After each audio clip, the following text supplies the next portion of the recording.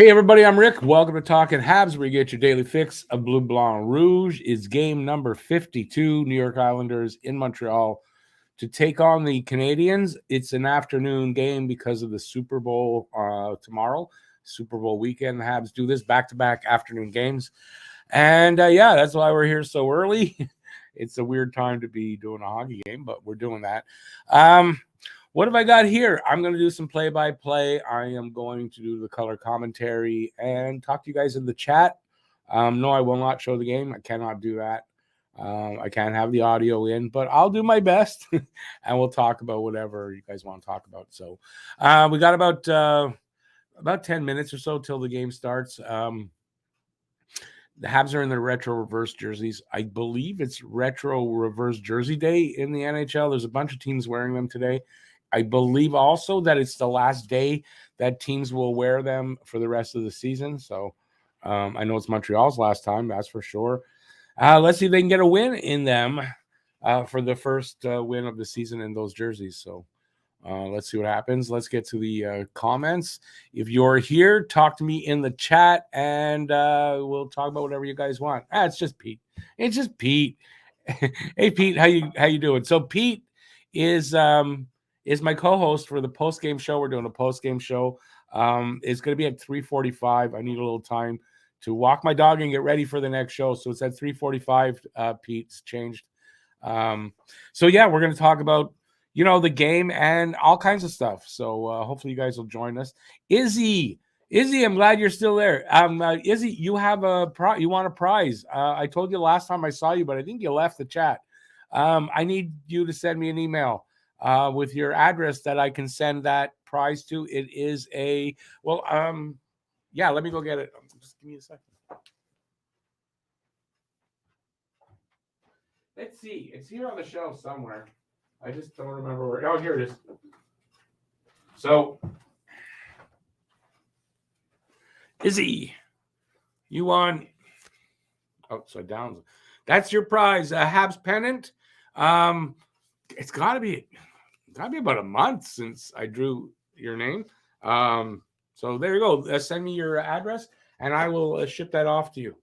So congrats, Izzy. And I hope you're still here.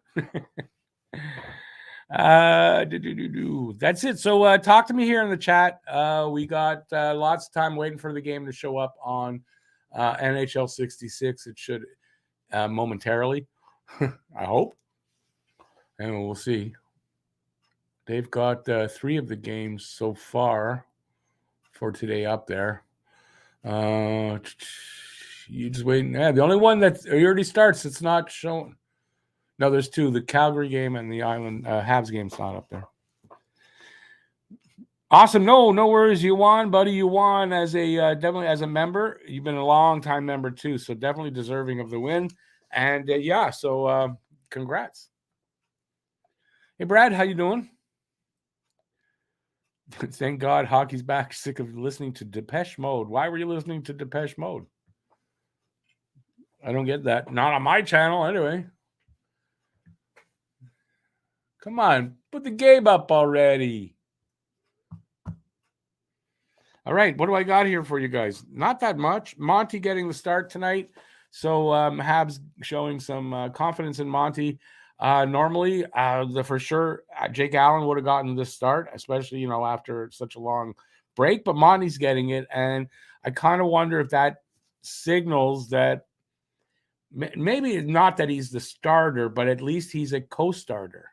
And they're going to be splitting games, which is what I had said before the break. That's what I had read, and it looks like that's what they're doing. And I'm really liking seeing that Monty got the first start after the break.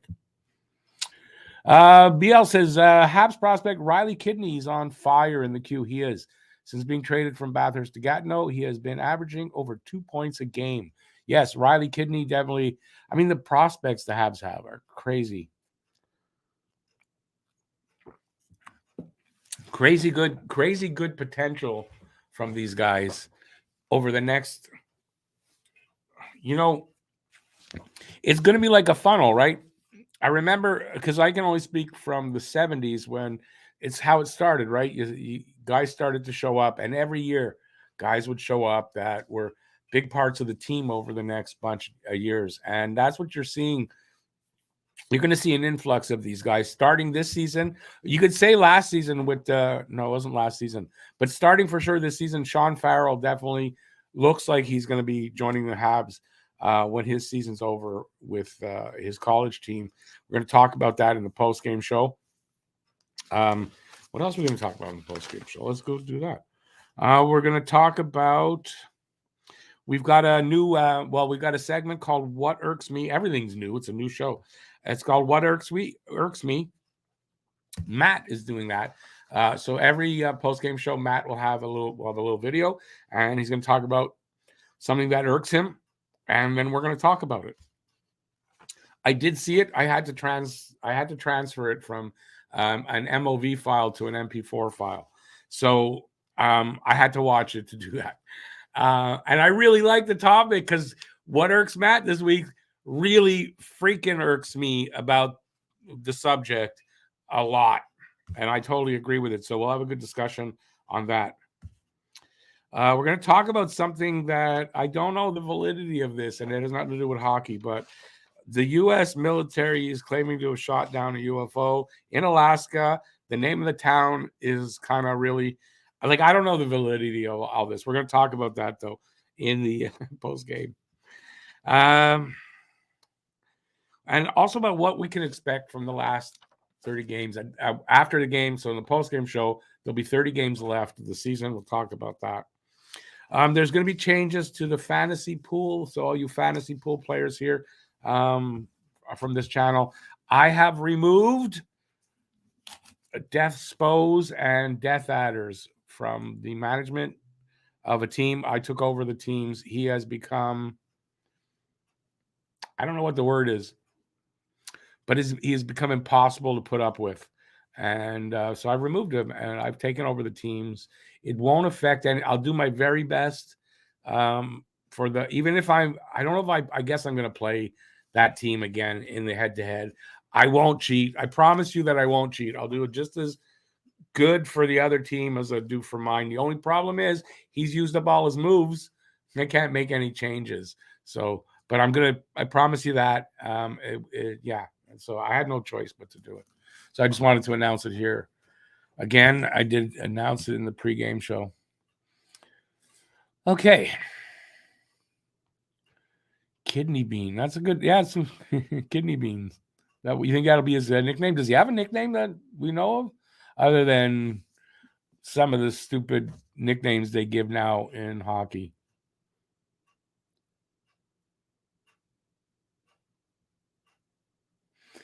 BL, he used to, until he started acting up and threatening me and being an idiot, and then he stopped coming in here. So that, along with the fact that he accuses me of cheating. You know, I'm cheating in these pools. Okay, I don't know how I'm cheating. But so I just had enough of it. Him bad-mouthing me, calling me a loser, blah, blah, blah, blah, blah. It's all bullshit. And yeah, I just said I'm not going to tolerate it anymore. Oh, I wanted to mention that when we're going to talk about Sean Farrell, he is, it looks like he's going to be up for the Hobie Baker Award. Yeah, we're going to talk about that in the post-game show. Yeah, I don't know. No fun. Listen, and what I'm pretty sure what irks Matt is going to, I'm pretty sure most people, it irks them. Okay, they won't put up the Habs game. Like, what's going on? It's going to start any minute, and I don't have a game. I'm going to refresh because I have a feeling maybe it's just lagging there. And my feeling is wrong. So as soon as I can get the game up, I'm going to have a game. Hey, Sean, how you doing, man?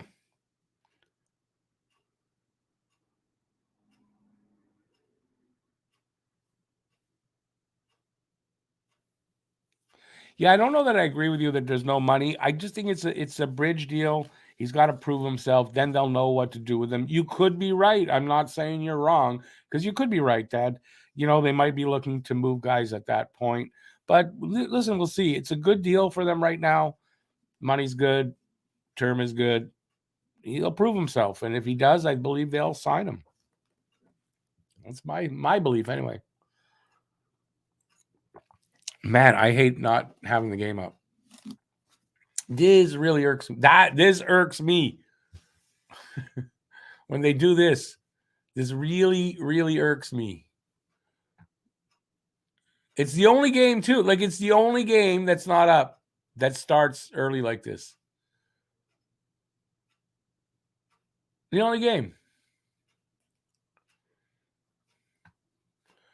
Refresh till it happens.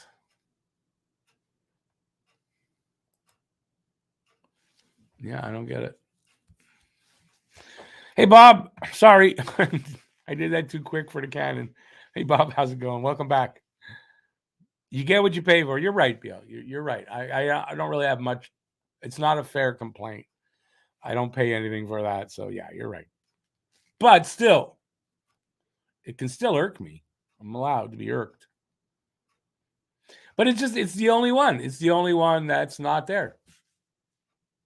Although I shouldn't say that. The Calgary game, it shows that it's live, but I couldn't click on that to see it because it's not putting the icon up. So I don't know what's going on. It's a new system and they have a new interface, and I think it's still a little bit wonky, is what I think. And I'm going to miss the start of the game. So that's always good. I guess I should go elsewhere. I'm going to go elsewhere for now. Just give me a minute and I will go elsewhere. Just got to remember what it is.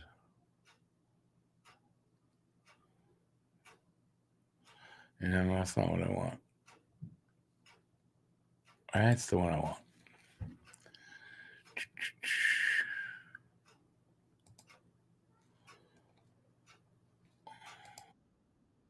Got it. Yeah. We don't want to have that happen. Hang on. I'll be with you guys. We're a minute into the game.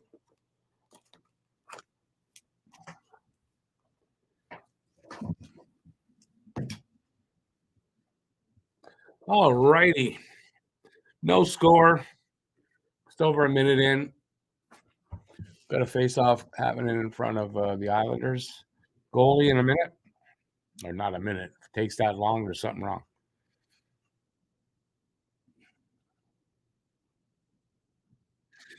Drew is supposed to be centering the fourth line in between Pizzetta and I don't know, Pitlick and Pizzetta.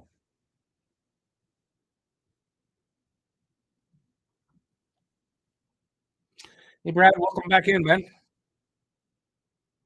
Bob, yeah, kind of like that, right?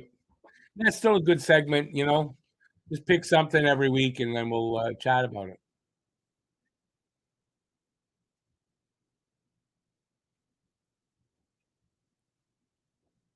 All right, let's see. I'll get into it's a little rush. Here comes Matheson over the line. He dishes to Pitlick, but Pitlick was a bad dish. He gets it back, gets a shot on goal. Sorokin makes the save. Here come the Islanders. Matheson takes the puck back at the red line, but they give it back at the same spot, basically. Islanders send it in. Monty's handling it, gives it over to Harris. Harris takes a hit in the corner, sends it to the other side. Pass up to Pizzetta at the line. He doesn't handle that. Islanders with it in their own end.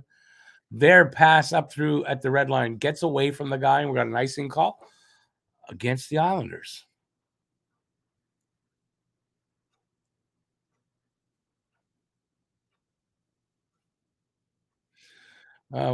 Key parts for the game for Montreal. Keep it simple early. It should have been keep it simple, stupid. Kiss. Yeah, keep it simple. They're rusty. There's no doubt they're going to be a little bit rusty. And in the first period, best thing to do is just simple plays, get your rhythm back, and then try to do things in the you know second period. Maybe it might be a kind of a bad period here for Montreal in the first. We'll see. It is a long layoff for a team to be out for 10 days.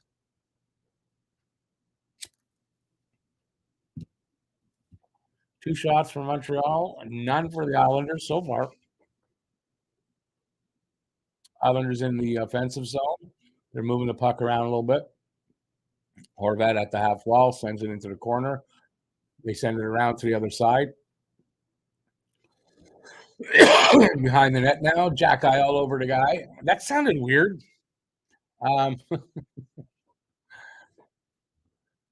Shot from the point. Good save, Monty. He doesn't hold on to the rebound, but here comes Jack eye up the boards, over the line, and there's a whistle for something. Offside, maybe? I don't know. Marwisk, how you doing?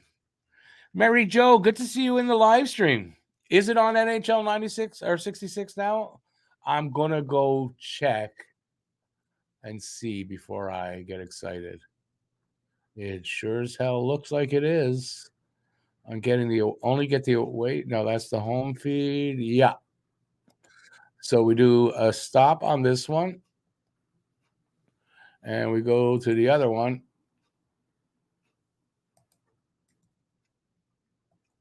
There we go. I think it's a little bit behind. I think the other one might have been farther along, to be honest with you. So I don't know. We'll see. But I like NHL 66 better overall.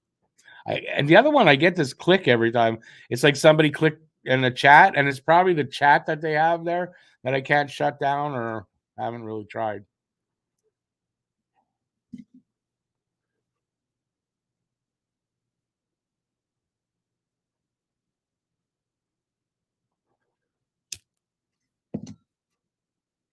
Thanks, Bob. That's the idea. As this show gets, more episodes, we'll do more of those kind of things. I wanted to start with that one. So we're 4 minutes in. Shots are tied at 2. Score is tied at 0. Islanders in the offensive zone. A little tip there that went wide, I believe. Here comes Dadonov. His pass goes off a skate to another Hab, but they lose it overall. Gets sent back into their zone where I think it was Barron that picked that up. Given away by Matheson. Let's see what happens. The Fashing almost had a chance there. Montreal got the puck. They're on the way out. Over the line. Yeah, I'm going to have to drop that thing out.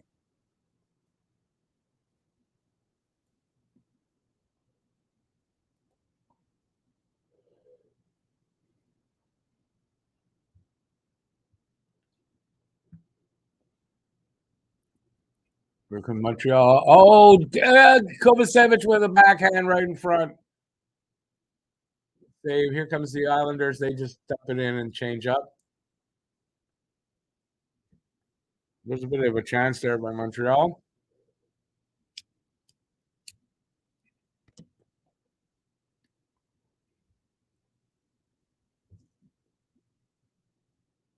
Oh, it's Varlamov. They said Sorokin. Okay, Varlamov's in net, not Sorokin. So good thing they said his name. Yeah, but Slav maybe not. Caulfield done for the season. Who asked about that?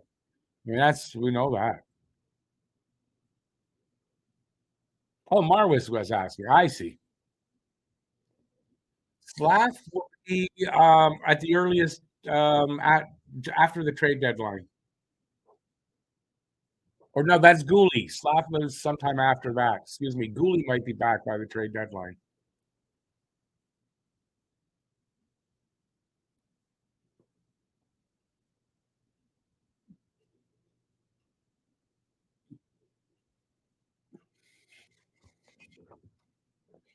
Habs up on shots, but it seems to me like the Islanders have more zone time. Every time I look up, it seems like they're in the Isles. I mean, the Isles are in their zone. Puck does come back. Varlamov dumps or gives it back to, I don't know who behind the net. There are guys changing up. He's just waiting. Here he comes. Islanders on the move over the blue line through the neutral zone. Guy dumps it in opposite corner. But I mean, that was an obvious icing. I guess he iced it on purpose. That's weird. The reason why I say that, it was he lifted it up into the other corner, but he was just at the blue line. Like I guess just a bad. It was their team, so I don't care. But all right, talk to me in the chat, and we'll have some fun for this game. Hopefully, Montreal will pull it out. Doc taking the draw here in the Islanders zone, I think. Yeah, and it's icing. Yeah, win the draw. Wrist shot from the point. I think it was wide. Matheson, nice centering pass. Varlamov made a nice save there. I don't know who took the shot. And almost lost the feed. It'll be one of those days.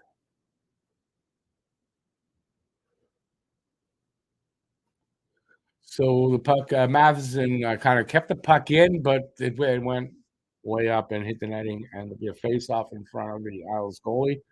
Hey, Axiom. Yeah, well, if you're a believer in that, yeah. It's the last time of the season. I believe it's reverse retro day, so I think there's a lot of teams, the home teams, a lot of them are wearing reverse retro jerseys today.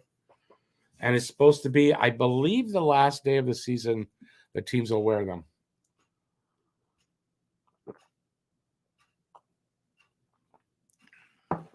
Got a commercial break here, so it's a tie. It's a 0-0 tie.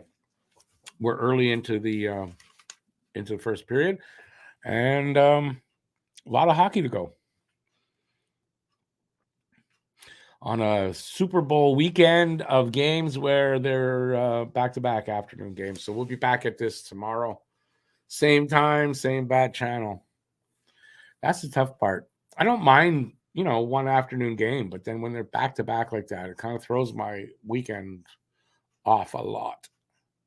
It means a lot of work for the weekend. And of course, I'm doing a post-game show. So there's a post-game show after this depending on when it finishes, but it'll be at 3:45 because I got to walk my dog after this. And I don't have help here, so I got to do everything. So 3:45, join us for the post-game show. We'll talk about the game. We'll talk about a bunch of different things. We have Matt's What Irks Me segment. And we'll have a lot of fun in the post-game show, where hopefully one of these days I will be able to manage to wrangle some good guests. But right now it's just me and Pete.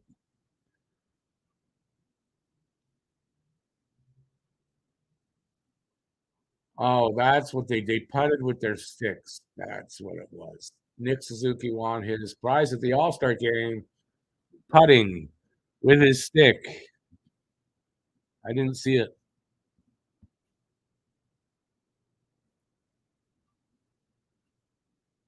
And for that, he won a year of free diarrhea from Chipotle.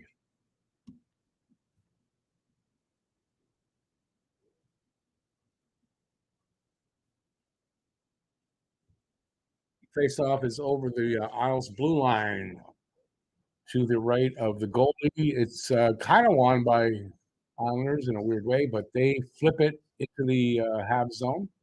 It's in the corner now. Oh, it's Drouin. I was going to say, who's number 27 now? It's Drouin. Drouin's lines out there. Or why is Drouin? Wait. Yeah, Drouin's out with Devo and Pitlick now. They said, you can't even center. Just get out there and play with somebody.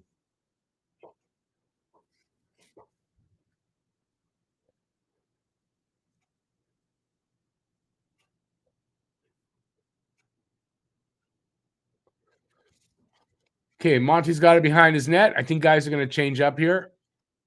Yeah, Harris has the puck. He dishes it off to the side. I think it was Matheson up along the boards to Harvey Pinard. I think he's trying to fight for it. Habs come up with it. Yep, Pinard over the blue line. Gets knocked off the puck. Anderson sends it up to Harris. Harris has it. His wrist shot went off a stick, I think, wide. Yeah, it was redirected by Pinard, but wide. Habs still have it, though. Keeping the pressure on. Harvey Pinard. No, that was Anderson. His backhand hit a stick and went into the corner. Pellick's got it. Yeah, behind the net, gives it off to his partner. Up along the boards, off the boards, and through the neutral zone. Habs pick that up. Harris, guys are changing up. He'll go behind the net.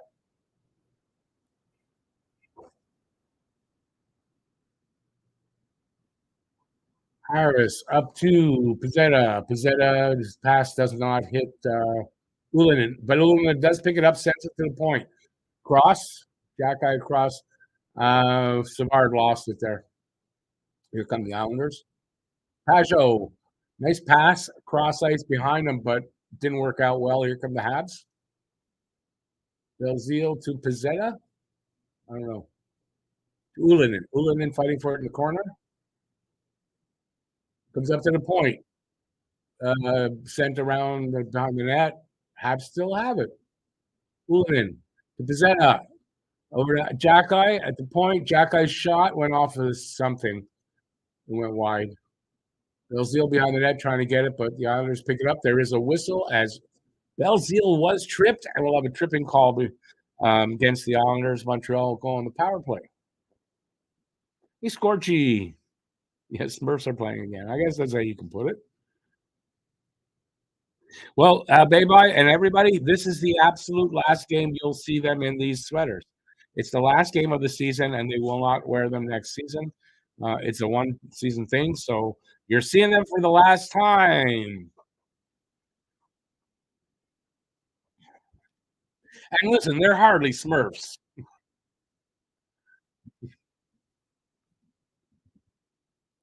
I'm sure a lot of people are very happy that it's the last time.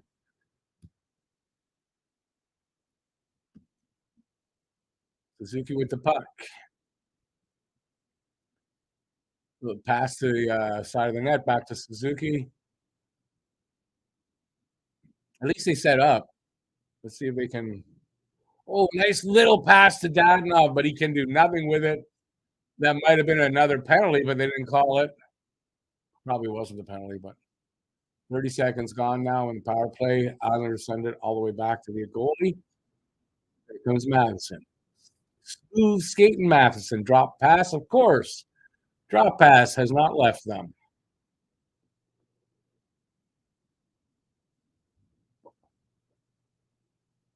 You'd think this would be something, this power play, that they worked on in this break of theirs. By the look of it, though, it doesn't seem like it's gotten any better.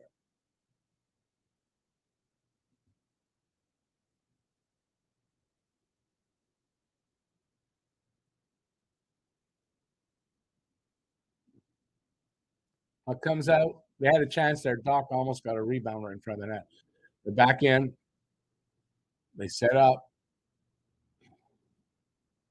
That was good that they got set up so quick.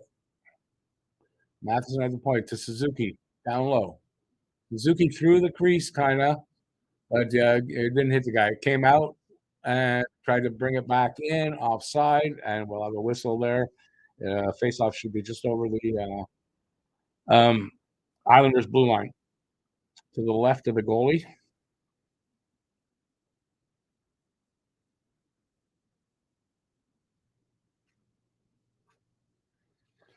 Bob, I don't think he plays the power play, though, Romanov. That's why.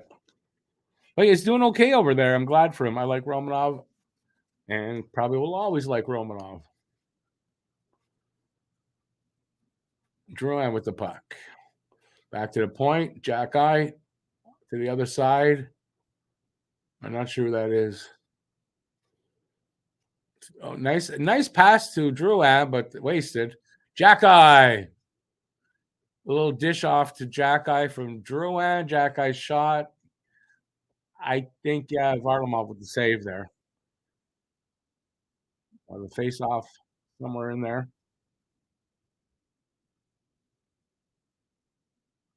Hey, Daryl. I'm doing well, thank you. Hope you are as well. But you know what? This is the game, so the guests won't count for the contest. But thanks for for fun, right?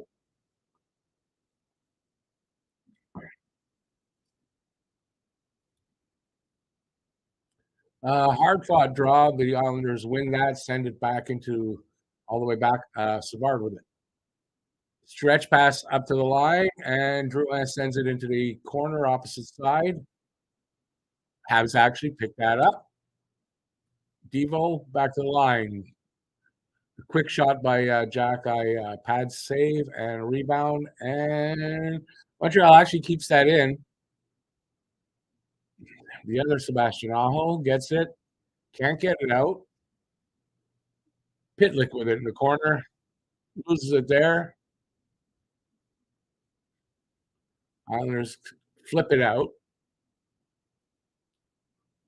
They pick it up too over the blue line. Oh, dangerous and off the post. How he did not score there, the Islander, I don't know. By the way, that power play is over. That was only the third shot on goal by the Islanders, and it hit the post, so it might not be credited as a shot. I thought that was a goal. Wow. And Montreal scores while I'm looking away. Harvey Pinard. No, Suzuki. Harvey Pinard or Suzuki. Nick Suzuki opens the scoring. Awesome. And I didn't see it. Harvey Pinard with the assist. Let's see it now.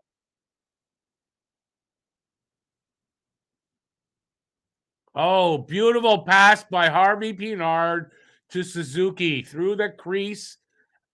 Oh, wow. That's just, you know what?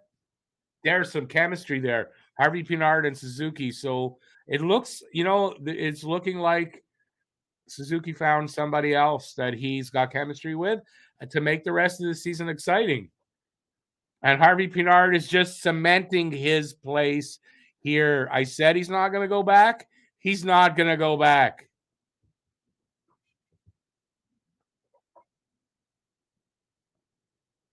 Harvey Pinard with it again. Oh, wow. Nice pass again.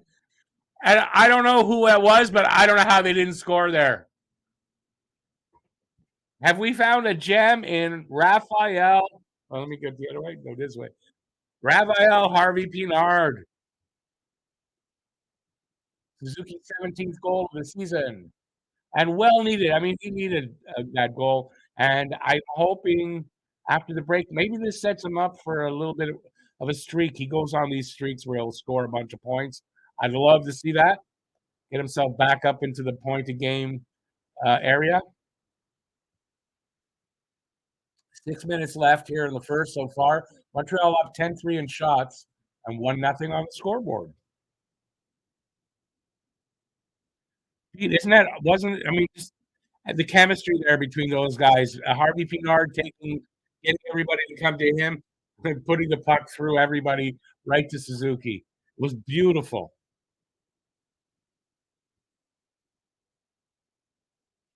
Jack, it's not going to surprise me if he is. I don't see him that way, but then now look what he's doing.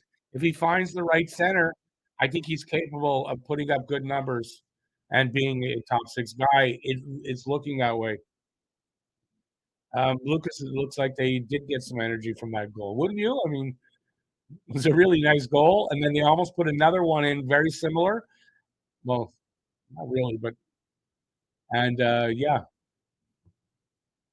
Let's get a win in these blue uniforms. Come on. Listen, they got one last year, right? In their retro reverses, they were the darker blue. They got to get one in this year too.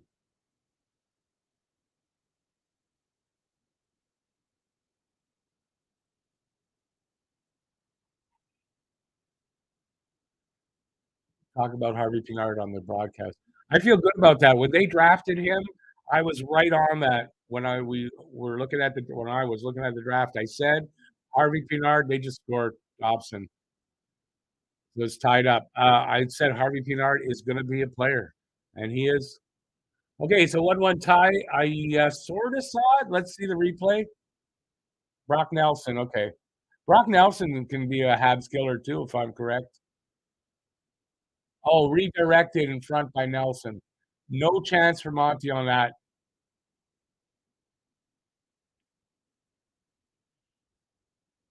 Yeah, he redirects that. I don't think that they had a chance on that.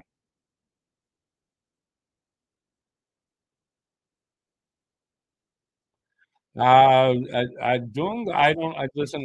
We don't do French here. I'm sorry. I don't know anything about Videotron.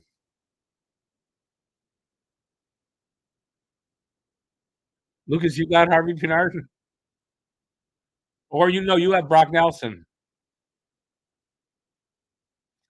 Jack, it was a good tip in. You can't blame Monty on that goal for sure.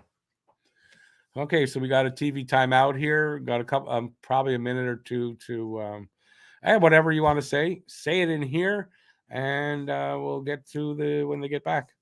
It's a good game so far, though. Tied at 1. Montreal really up on shots, though.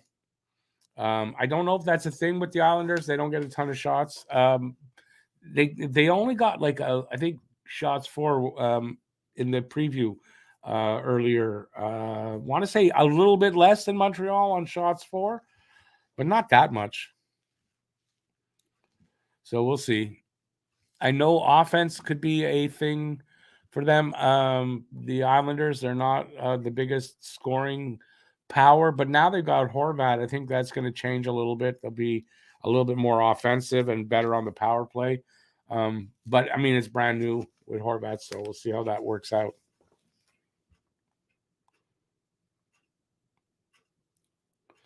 All right, so talk to me in here as we await them coming back from the TV break and to finish off the first period. In the first intermission, we'll talk about whatever you guys want to talk about and have some fun at the same time. Anthony, you're right about him being a steal. He was a 7th-round draft pick, Raphael Harvey Pinard. And when they did draft him, it was after the Memorial Cup that I forget what team he was on in juniors, Harvey Pinard. But that's the first place I ever saw him, and I was super impressed with the way he played. And I said, and when I saw that they drafted him in the 7th, my first reaction was, in the 7th? This guy didn't get drafted till the 7th, and I thought he was going to definitely be a player that we're going to love here, and it's proving out. Whether I thought he was a first line kind of player, no, but he's looking like he could be. Daryl, I had some word. Yes, there's word. He's doing fine, Cole Caulfield. I talked about it in the pregame. Word from his doctor is everything is right on track, and Caulfield's doing great. So no worries for him to be ready for next season.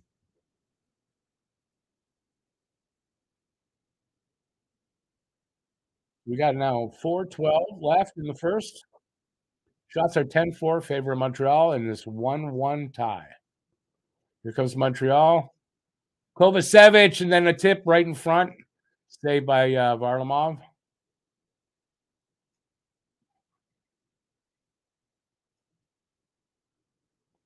They were just saying Kovacevic doing well today on the offense, and it's true. He's been involved in a few good plays. Big save there by Monty, but gave up the rebound. Islanders still with it. At the point, dished off to the center. Guys coming in. That's Anders Lee around the net, or Barzell, excuse me. Around the net. So he's circling everybody. Gives it off to the guy at the point. Sends it into the corner. Isle still with it. Barzell in the corner. Kind of loses it there, but another Isle picked it up. At the point, cross to the other side. The guy keeps it in. They still have it. Barzell circling around. His shot hit a skate. Habs couldn't clear it. Barzell with it again. He falls.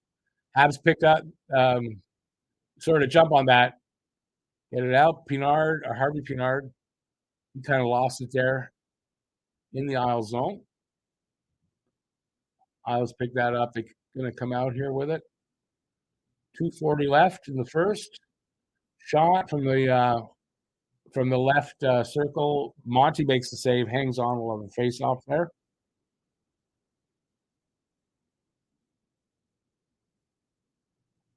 Anthony, they were experimenting a little bit with Jack Guy. Like he's played on the power play here and there, but I agree with you. I think he does a good job, especially when they don't have any clear power play quarterbacks. I mean, other than Matheson, who really isn't.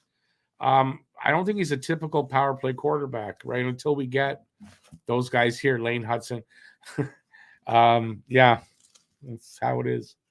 When you have to have Jonathan Drouin on the point on your power play, I don't think it's good.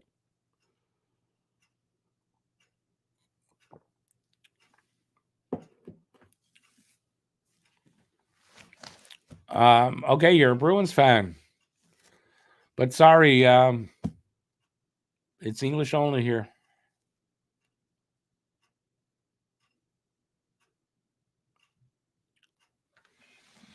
All right, another TV timeout. That's a lot of TV timeouts. Didn't they just do one? Hey, Gabriel, how you doing, man?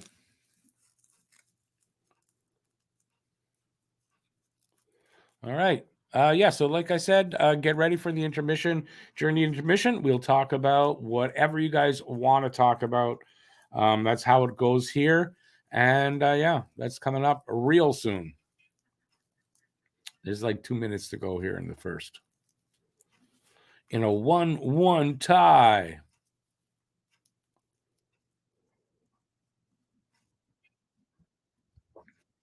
Beautiful. They're showing the goal by Suzuki. Just such a beautiful pass by Harvey Pinard there.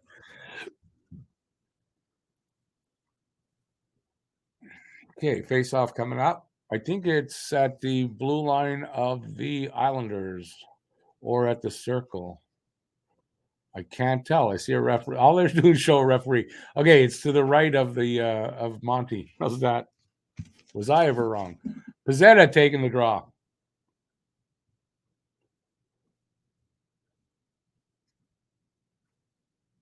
He wins the draw.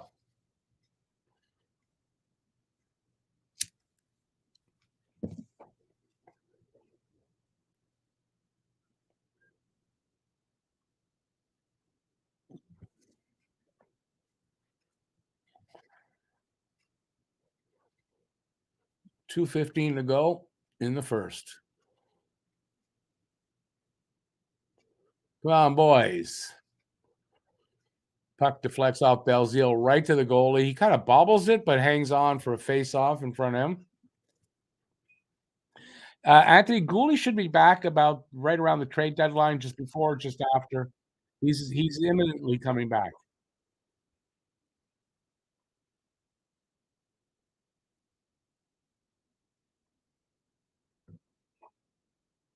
I don't think there's any reason for them to rush him. So but he'll be back by trade deadline time if he's on target. He's a little early. We'll see him a little bit before.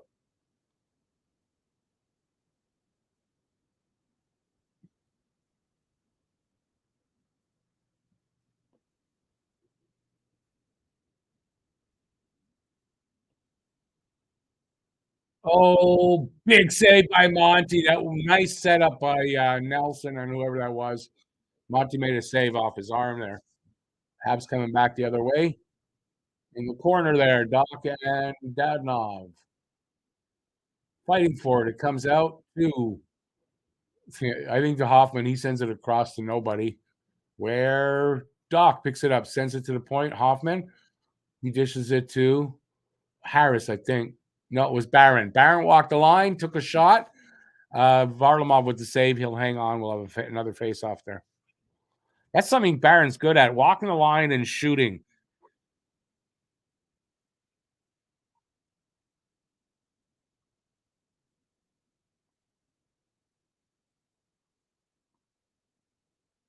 Yeah, there he is doing it. I can't believe that shot through that tangle of players. That shot got through.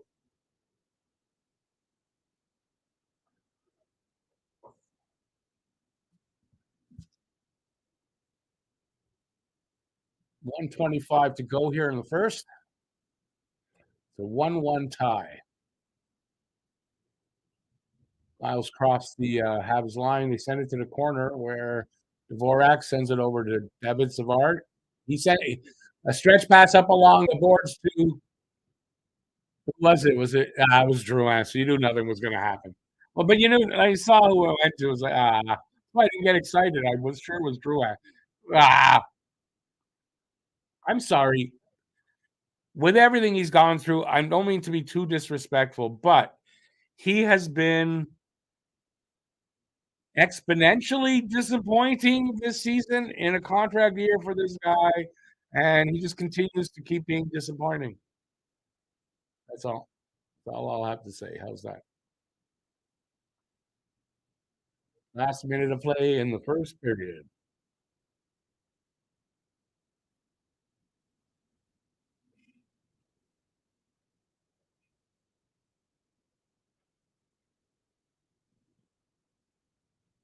Come on, boys. Let's get a last second goal here, or a minute goal. Say,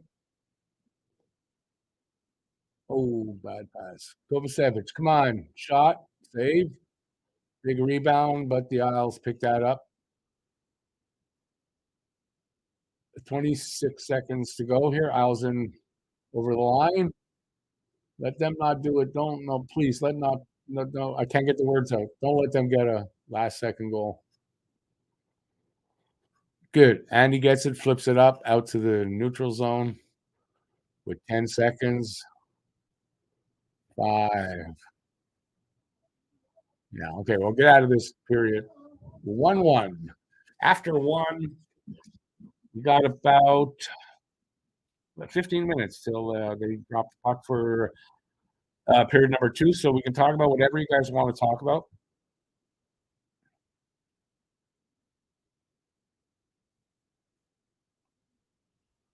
Brad, listen, you know what? I'd be very happy if Detroit takes Michkov.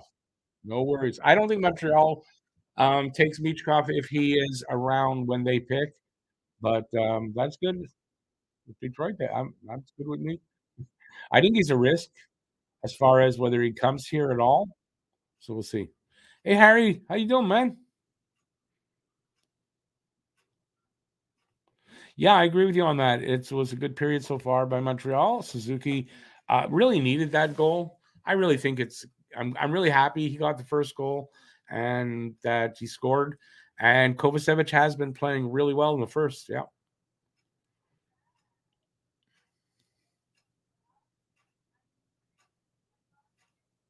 Anthony, as a matter of fact, I wanted them to take Kachuk.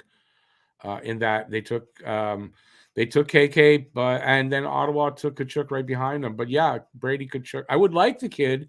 I'm sure I would if he was here. I don't like him. I don't like his style of play. You know, I mean, he's a bit of a rival and whatever. But I'm sure I wouldn't feel that way if he was here. And I was definitely a Brady Kachuk guy.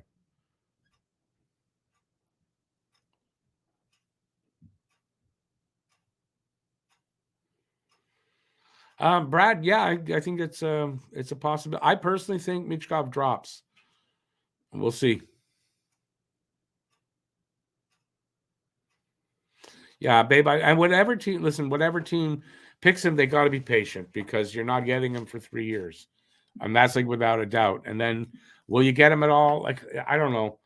I just think with all the, I think a lot of Russian players, or and maybe all of them, if they're over there and they're not currently here in North America playing junior, I think they're going to drop.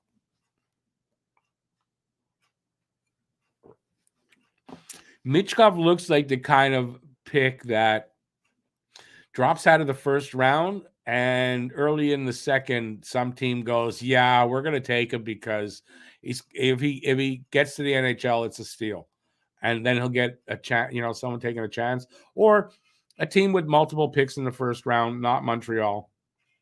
You know, but he's going to drop, my opinion.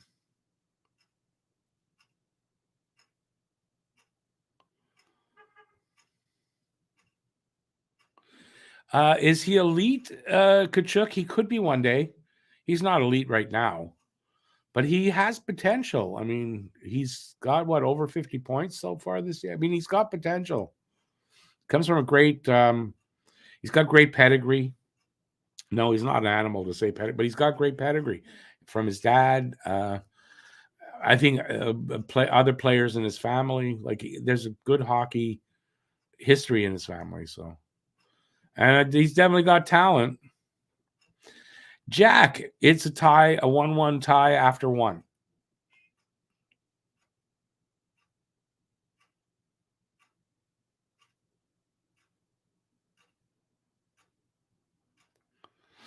Good point, Harry. I don't know if it's Montreal, but I think you're right. If we get 2 or 3 picks in the first, and he's still there when we get up in the second, I could see that. So you could be right, but I think that could be how it works out, where teams say, "Yeah, in the first round, we're not taking that risk," but in the second, but then again, he probably will get picked late in the first instead, right?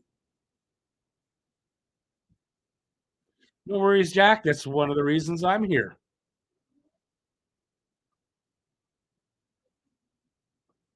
Brad says if he ends up in the NHL, he'll be 21 or 22 and have some experience. Have much experience for his first NHL year. Yeah, I mean that definitely could be. But the thing is, you got to have the patience to to do that. I don't think a team with a high first round pick is going to do that. And maybe if things were different in with the war, with everything, right? I think it's a different outcome. But I think with all of that, I think it affects him and where he's gonna be picked.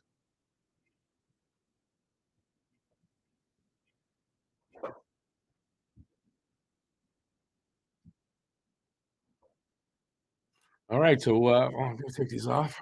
Give my ears a break. Anything you guys want to talk about? Let's go. This is all you guys. I did all my shit in the pregame show and at the beginning of this broadcast, so I fired my guns.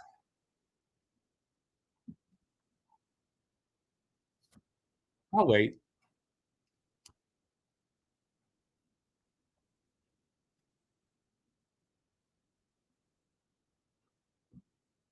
That's actually a good point there, Baby.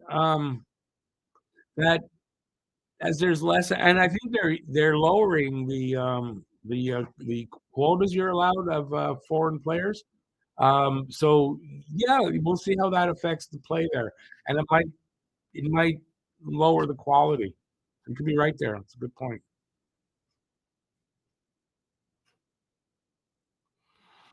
Yeah, says I hope Stevie doesn't sign Larkin and trades him at the deadline. We need a goal scorer, but I mean Larkin can put up points. I guess it's the money over there. I don't know what the situation completely is.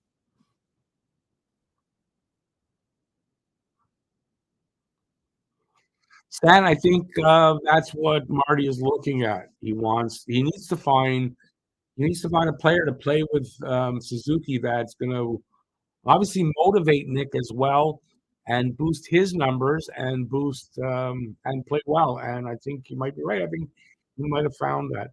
What I was reading today is that's he's looking for that. He's looking to see what this duo, what they can do together, and for that purpose, right? And for us as fans, when Cole Caulfield went out, I mean, for me, the first reaction was like, "That's one of the main things we're watching for."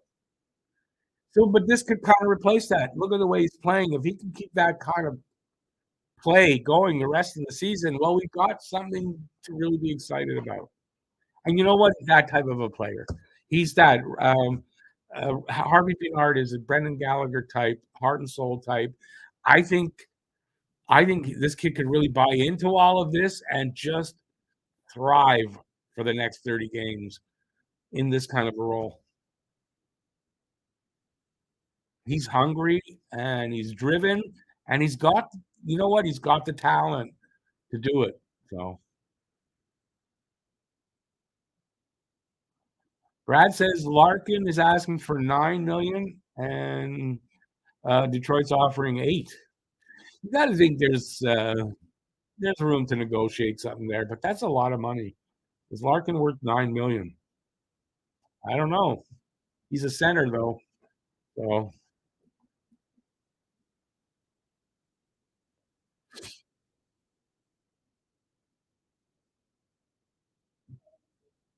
yeah, Bob, I kind of gave that option, right? One of those teams in the late first round could also do that. But I just think he drops that far. I just feel that he's going to. And then again, maybe it's just that he drops out of the top 10, you know. But I think as a minimum, he drops out of the top 10.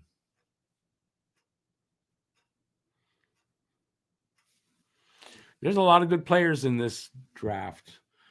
If you're a team that is not willing to, doesn't really want to wait 3 years, you've got other options that could be quicker.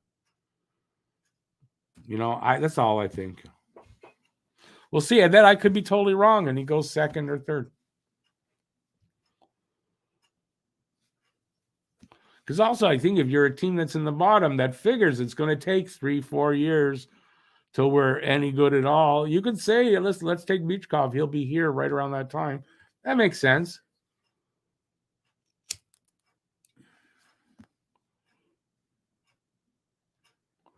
Bob, I have no idea about that. I haven't really been following Vegas, and the fact that they've got that kid there, Eichel. Maybe Eichel's not such a cancer. I don't know.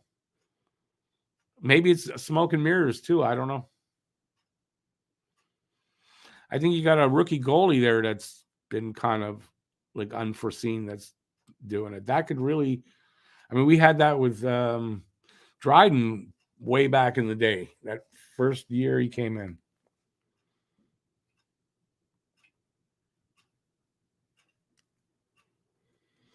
Brad, I think Panarin gets like 11 million.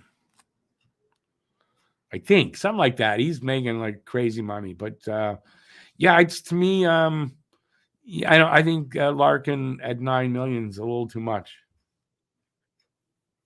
I tell you the truth, 8 million to me is probably much. I see Larkin more in the 7.5 million range. Jack, I'm not the biggest Eichel fan either. There's something I don't know. And maybe we're wrong. I don't know. Maybe we're wrong. We'll see. I'm surprised how Vegas is doing. I kind of thought they might have a big drop off after with Eichel, but hey, I have nothing against the guy. Just a feeling. Conservative lawyer, how's it going, man? Yes, we've been talking about Harvey Pinard pretty much all show. He's he's definitely driven to make this team as a permanent player, like permanently here. I said it before the season started. I thought at some point in the season he gets a call up and then he doesn't go back.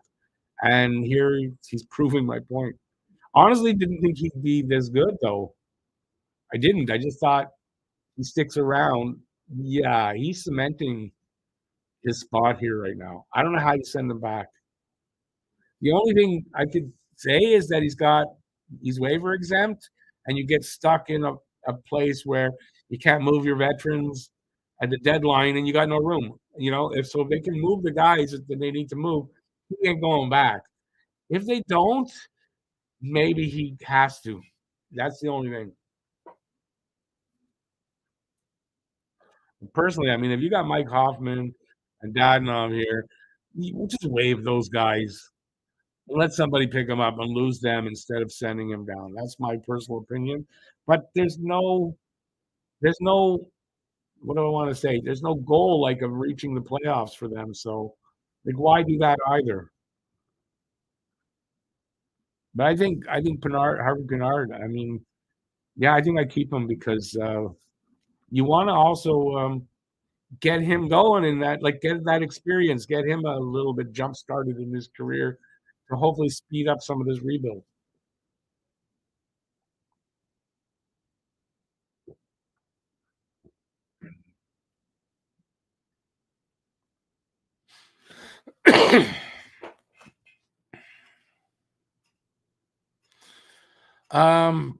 Okay, Brad, for a second I had to think, oh yeah, that's right, Detroit you're talking about.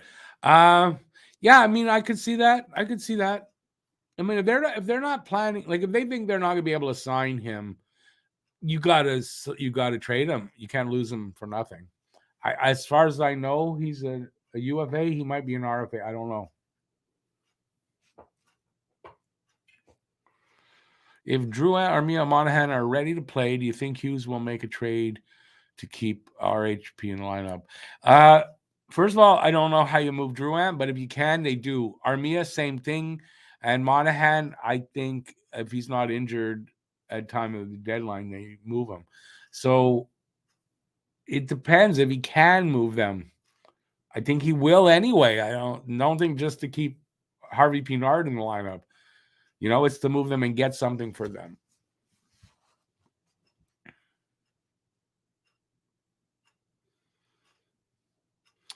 Conservative lawyer says losing Dadonov would be addition by subtraction, and you're kind of right. I mean, yes and no. Yeah, I think you're right. Often too. I mean, it's all beneficial to the team. Get something for them if you can, and I mean, otherwise these guys definitely like Dadonov's walking at the end of the year if they can't move him. I think there's no doubt.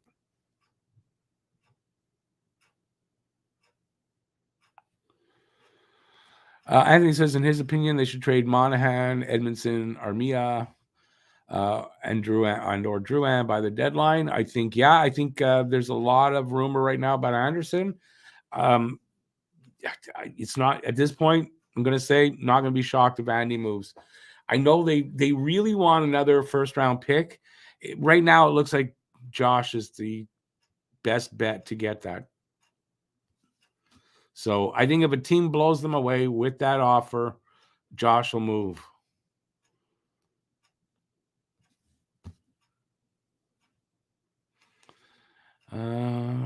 Jack says I lost a lot of respect for Canucks. Oh, yeah, well, we talked about that. Yeah, I mean, as far as management team there and probably ownership, yeah, no respect.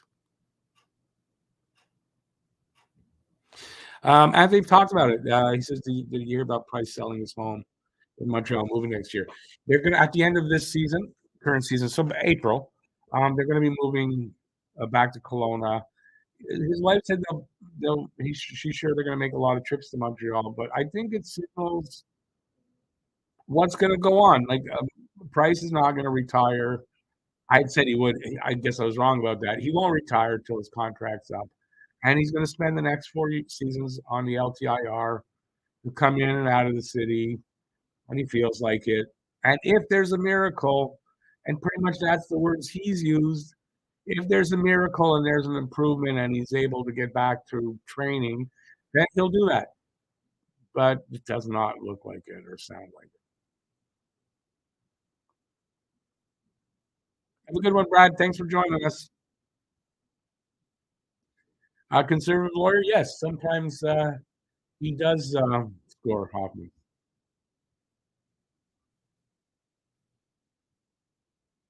Bob, that's right. Very disappointed this year by the lack of effort on his part. Because you could say, he's trying really hard and this is not working. I'm sorry, but I don't really see that. I don't see the effort there. So I'm very disappointed in this guy again. Because is it possible to be more disappointed than I was? It seems like, yeah, it is.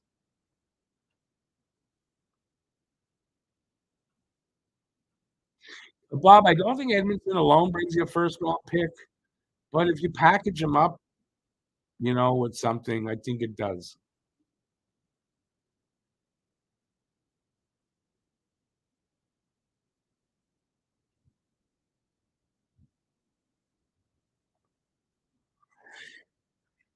Harry, but the difference between Sherrod, to me, the difference between Sherrod and Edmondson is Sherrod can put up some points here and there, right? He can give you a little bit more physical play and that. So I don't know that Edmondson alone gets you a first, especially with the injury problem right now. But Edmondson is something, like a Norlander or something else, one of those prospects along. I think that could get you a first. Yeah.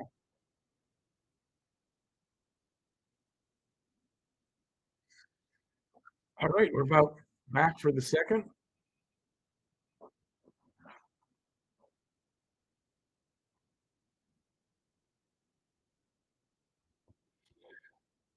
Pete, I don't think the buyouts are an option really because that just increases money they have to pay. I don't think they're interested in doing that. And usually the first year of a buyout is kind of crappy. So, but yeah, I think if the right offers come along, if you're a certain age, they're going to move you.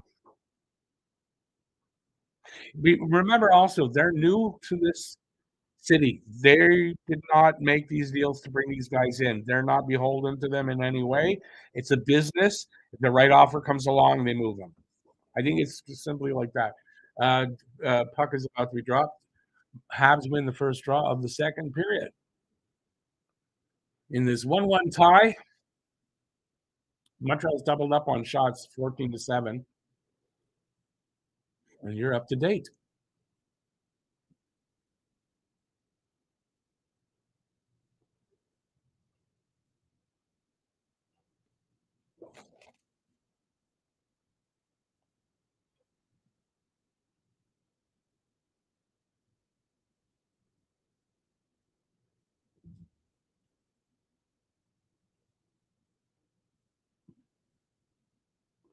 Anthony, I think so. I couldn't tell you exactly when, but I think so. Early in the when in all this in the 60s, yeah, for sure. But I mean, you're talking the last 20 or 30 years. I think so.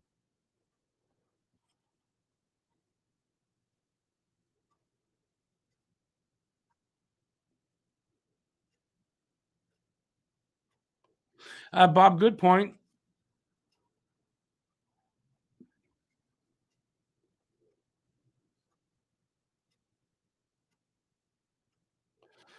Jack, yeah, I mean, that could be, I don't know. I don't follow them enough.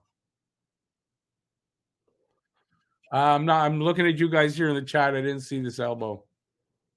Not surprised though. We know the refs. You know what I think of the refs. So we're a minute, just a little over a minute and a half gone from in the first, a second, excuse me. Still 1-1. Matheson coming out from behind his net.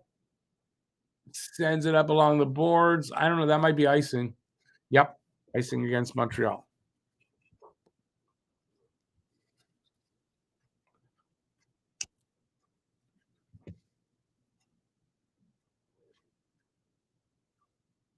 Oh, I saw the elbow right there.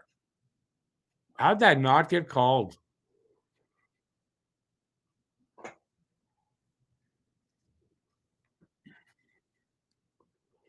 Okay, face off is to the right of Monty.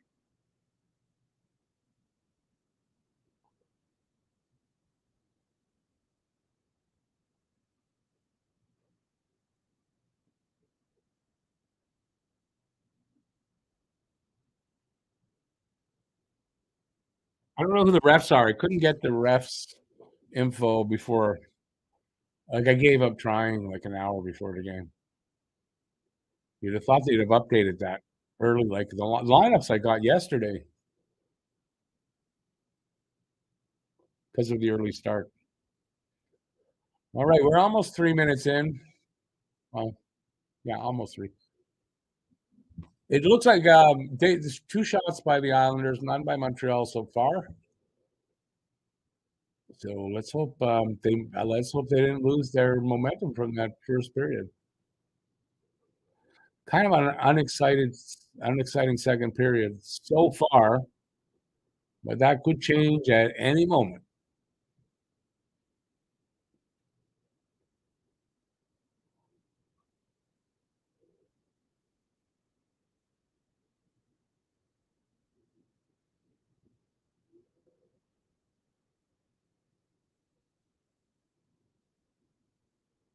All right.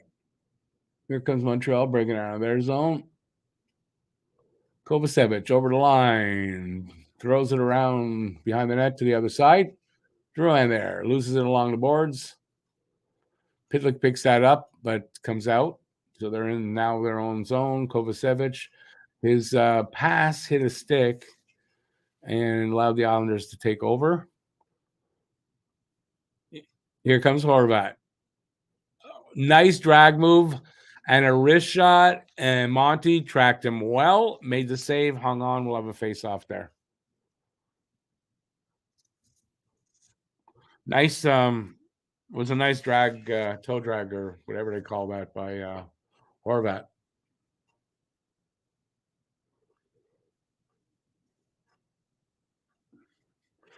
Seems tonight, Monty tracking the puck still hasn't lost anything. Obviously, I mean, who would really think that he would have? It's only a 10-day break, but he's doing. He's picking up where he left off.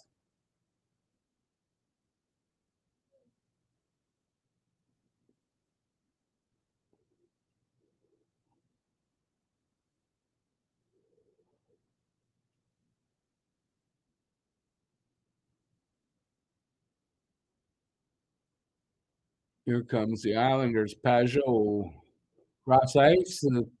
There's a shot. I don't know. Monty made the save. Somebody. There was a rebound. Puck came up to the point. The shot hit. I don't know who that was, but it hurt. Harvey Pinard. He looked hurt. Let's hope not. He had to be pushed to the bench by Savard. He was struggling. He looked like he took a shot off his knee or something. Oh my God! How did that not go in? Horvat almost knocked the puck in through Monty, but it just dribbled past the post. We're 5 minutes in. There's another collision there with another Habs player looking to be hurt, and no calls. That's Pizzetta there this time. Oh, finally, there's a whistle. Oh, the Habs are going to get a penalty. Out of all that, Montreal gets a penalty. Or maybe it's Aho. Oh, okay. Islanders are going to go. So Montreal go on their useless power play. Sebastian Aho, not that Sebastian Aho, goes off for holding.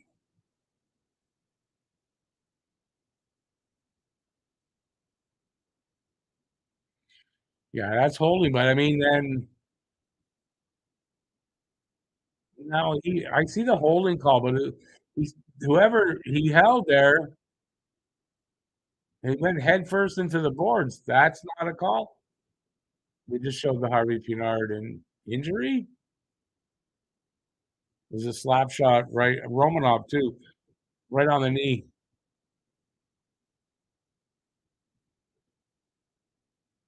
I don't know. Did he go to the dressing room or is he on the bench? I don't know. Hoffman shot, stop. Varlamov, and we'll have a face off in front of Varlamov. Anthony, wouldn't it be typical of this season though? Right? He's doing great. We're all and he's going to get hurt. Anyways, hopefully not. I'm anxiously looking to see him out on the ice. So far, not. Habs on the power play. 14:37 to go here in the second. Islanders come up quite a bit on shots. It's 15-13 favor of Montreal right now. The shots still 1-1 tie. Minute 25 to go on the Habs power play.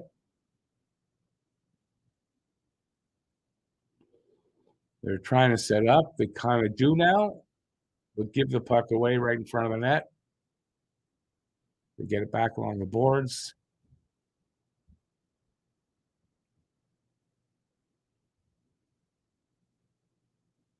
They're moving it around. Shot Madison. Didn't get through.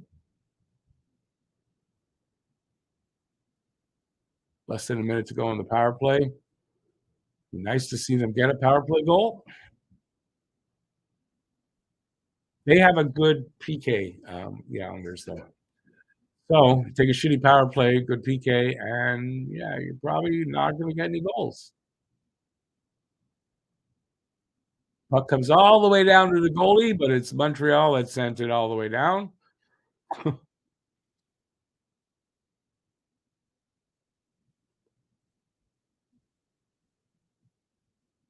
I didn't see the hit then on Pez. Sorry.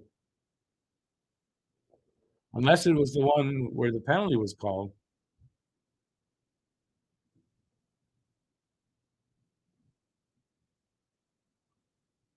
Power play almost over. Not a surprise.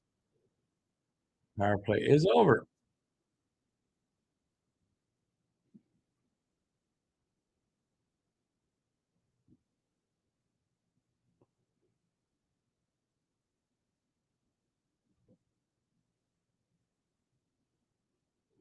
Who's got it?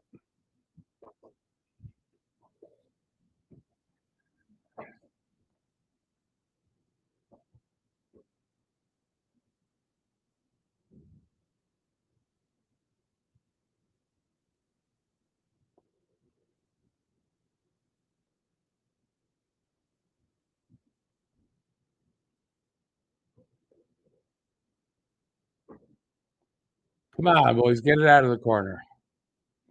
Here come the Habs. Here come the Habs.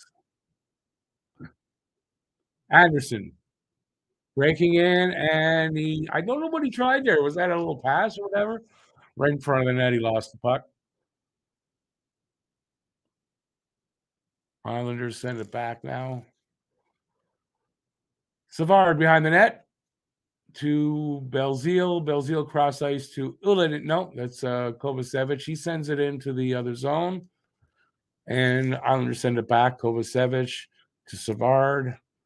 Savard up along the boards. Past I don't think he hit Belzile. Here come the Islanders. Habs send it back the other way.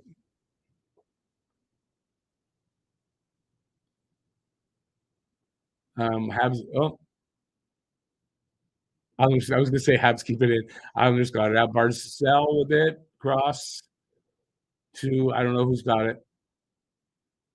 Is that Horvat? Horvat up to the point. Cross ice.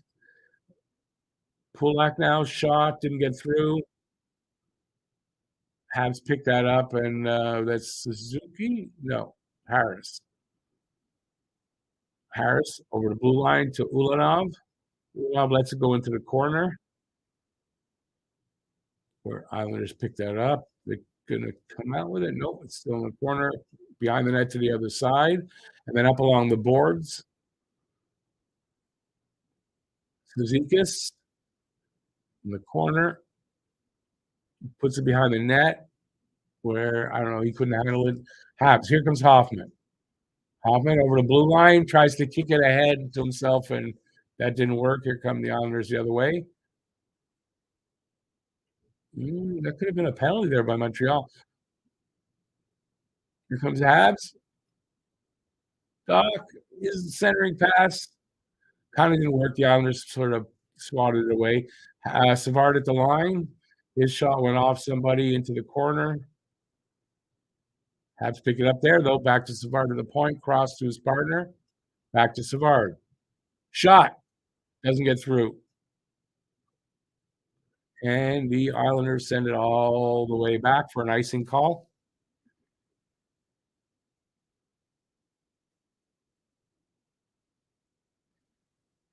But Pete, why is it too early there? It's almost 2:00 here. So what's the difference? It's here in Montreal. It's 2:00. It's fine. Now Pete's saving it up for the post game show. Post game show should be. I don't know. I'm speaking for Pete. I don't know.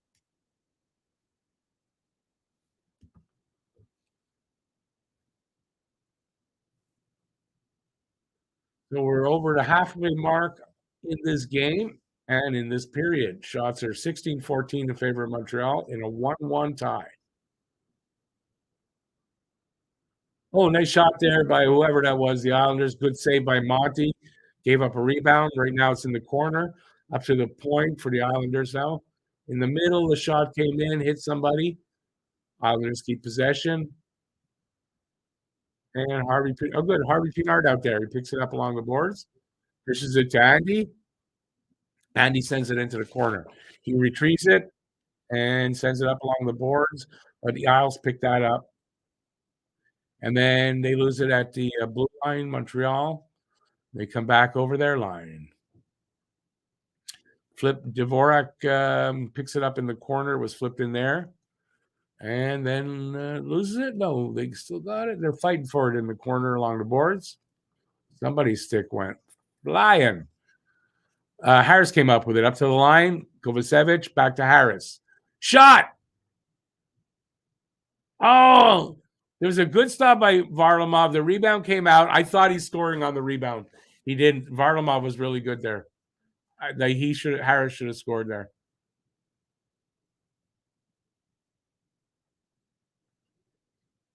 Habs still have it. Come on, guys. Some good momentum, and no, they keep it in.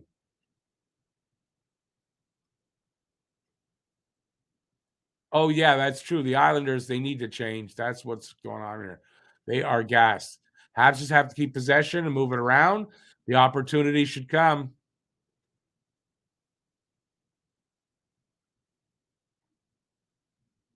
Oh, one timer. Barlamov made the save. Oh, they still can't clear it though. At some point, the Habs are going to get gassed too because can't keep that pressure up without changing guys. Come on, get one through.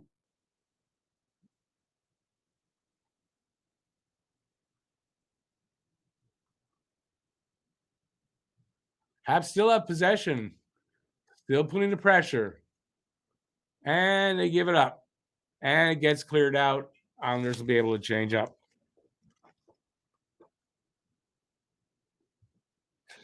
Pete, yeah, it's not 10:48 here. Just think you're in Montreal. No, but at the post game show, you'll be fine. I mean, if you choose to, I'm not telling you what to do. Thanks, Anthony. This was a gift from Habs Guru. Habs Guru got me this one, and Matt got Nick Suzuki one.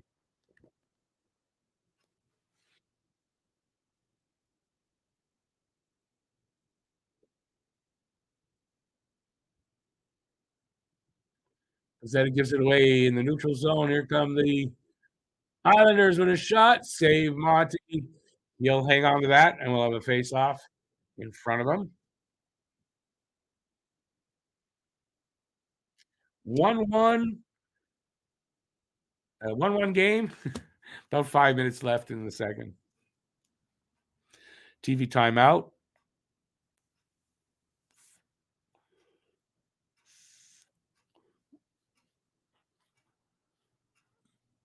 Okay, Pete, what do you mean by broken kneecaps for tonight? Is that like a mean something about how much you're drinking or what?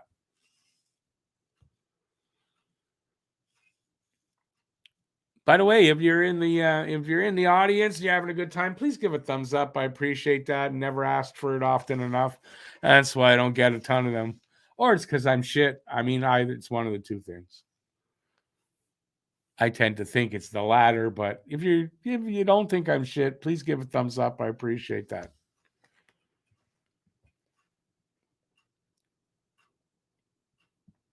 It's never too early for me. It's always 5 o'clock somewhere.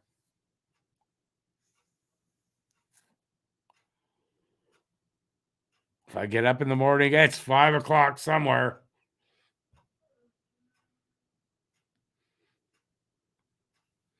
All right, nobody wants to talk to me. I can't see if anybody's giving me thumbs up or not, so I'll just sit here and be polite. Like, sure, I'll be polite. For me, my microdose kicked in already, so I'm good. And it's almost 2, so hey, why not?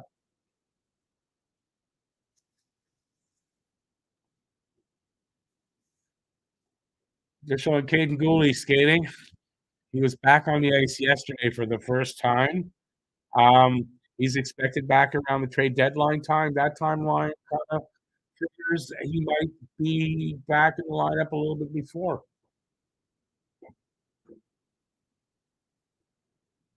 They got Sean Monahan listed there just above Carey Price. That's funny. I guess it's alphabetical though.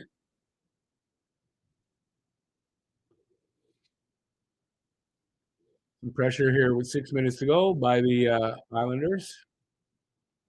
Repelled by Montreal as they get the puck over the line. Islanders send it back in. And who's got it there? The Islanders behind the net. Oh, big save by Monty off Horvat. Barzell. Either he hit the net, the post. I mean, or Monty made a nice save there on the short side. Islanders still have the puck, but it comes out, and they will. Nope, they lose it at Montreal's blue line, trying to get back in. Here comes Montreal. Anderson in the corner. He throws it behind the net. Oh, Doc's pass up there almost got to. No, it was Harvey Pinard's pass to Doc. Almost got to him. He had a chance right in front of the net. Here come the Islanders. Hoffman got a nice stick to get in the way of a pass and knock it out of trouble. Here come the Habs the other way. It's in the corner now there. Hoffman couldn't pick that up. Islanders take possession. They send it up along the boards. Comes out. Comes right back, though. Islanders have possession. They get it out again. Over Montreal's line, but they lose it there. Who's that? Harris.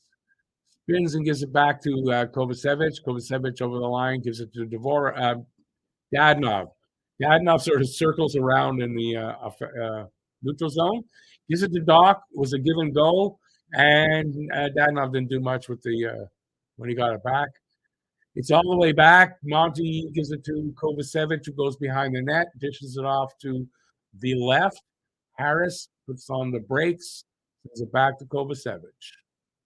And I realize that I'm hearing it at the same time. They're saying exactly what I'm saying, and I wasn't copying them, and it was really weird. Maybe my play-by-play is getting. No, it's not getting better. You're fooling yourself. All right. What you guys saying?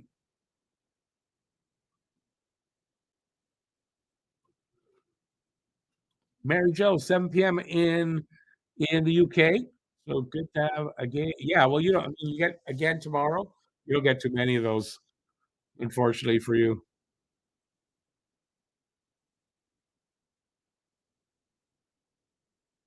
So, Pete, what you're saying, if you get a broken kneecap, drink this. Is that what you're saying? Oh, I know what you're saying.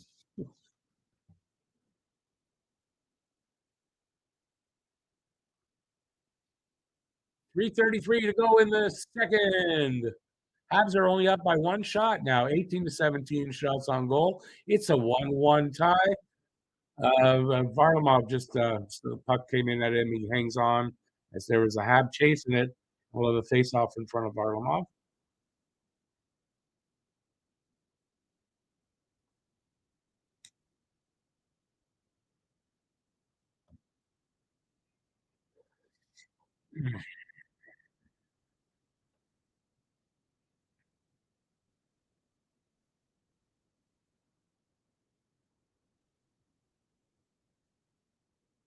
Face-off happening. Suzuki taking the draw against Nelson to the left of Varlamov.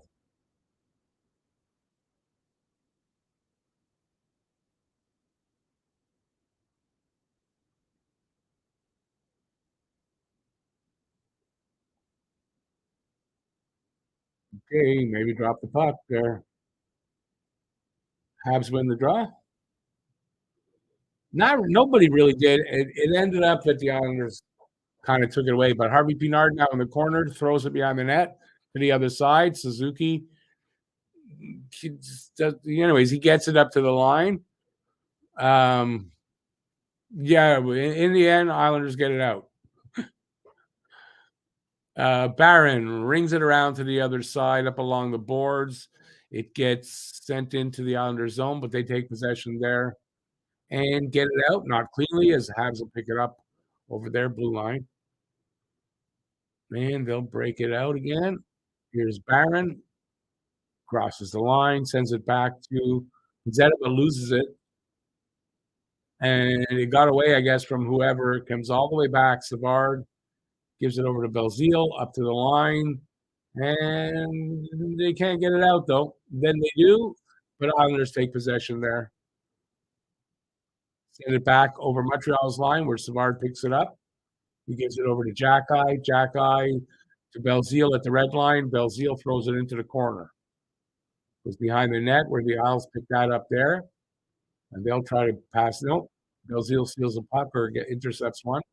Sends it cross ice to the corner where the Isles are going to pick that up and get it out. Bailey over to our blue line.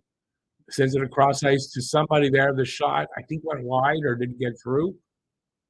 And Habs have it. Savard over to Ullinen off the boards. He gives it, I don't see who. Tried to give a pass to Doc, got away from Doc, went into the corner where Doc was the first one on it. He's got it back now behind the net. Centering pass, guy missed it. Puck will come all the way back to the goalie, Kovacevic. Up to who's that? Hoffman. Hoffman over the line gives it to Dadonov in the corner to the other side to Doc. Doc up to the line. That got away from Harris. Give it to Kovacevic at Montreal's blue line. He got it in there, but Isles take possession. Montreal gets it back. Doc tosses it in behind the net, where I don't know who that Islander is. He's got it. He comes out. He gives it to Aho at the boards. Aho's pass, I guess it hits somebody.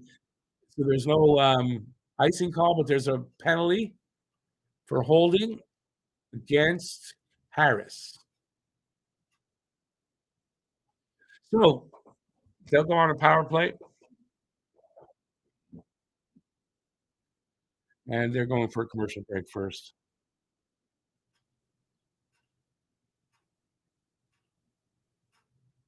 Anthony, yeah, but I see that list every game when I get prepped for the pregame show. So, yeah, it's a crazy.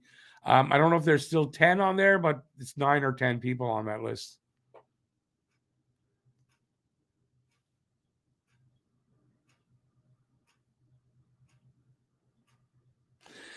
Pete, sounds like you could be like a bartender.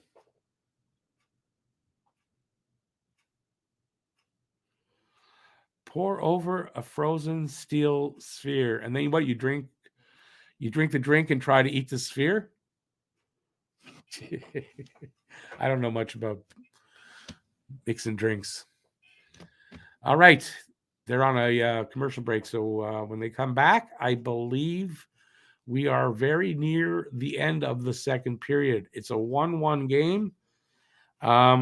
Yeah, it looks like it's going to go and be a close game, at least into the third. And we'll see what happens with it like that.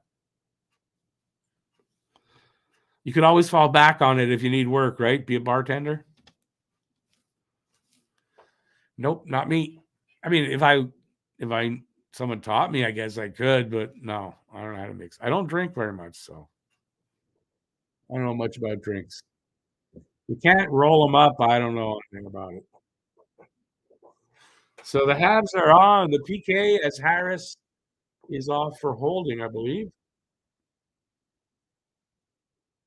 Yeah.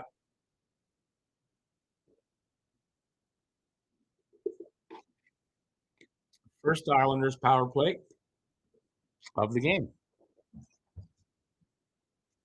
This is a spot that Bo Horvat is supposed to really improve for them. He's going to take the draw against Suzuki. 14 against 14. Suzuki wins the draw. Matheson rings it around the boards all the way back.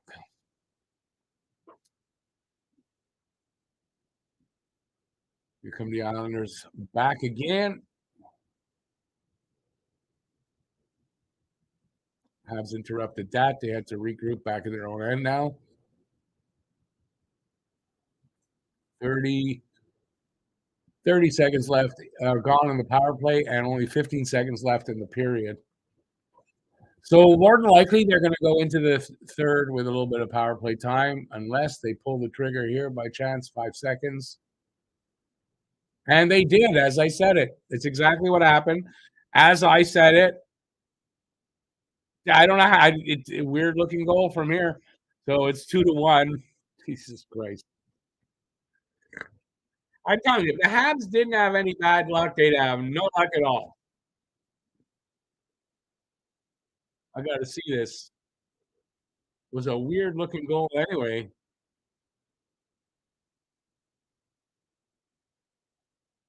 Off the boards.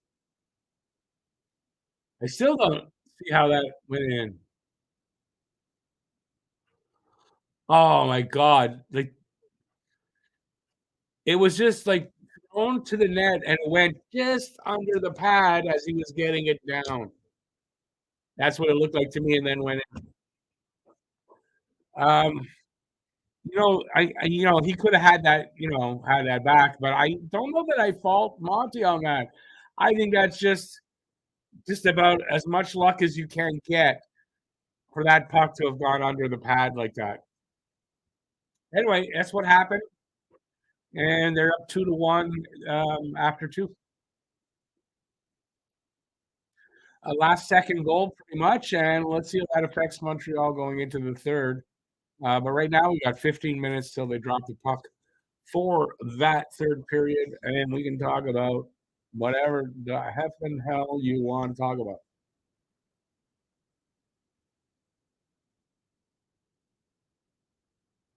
Oh, I see. I just saw where Harvey Pinard, he took a slap shot off of his knee. It looked like, but it hit the pad, the shin pad. So that's why he's probably okay. Probably gonna have a nice bruise there. Was it Horvat with the goal? Well, there you go. Like I said, that's the reason they got him, and you just saw why.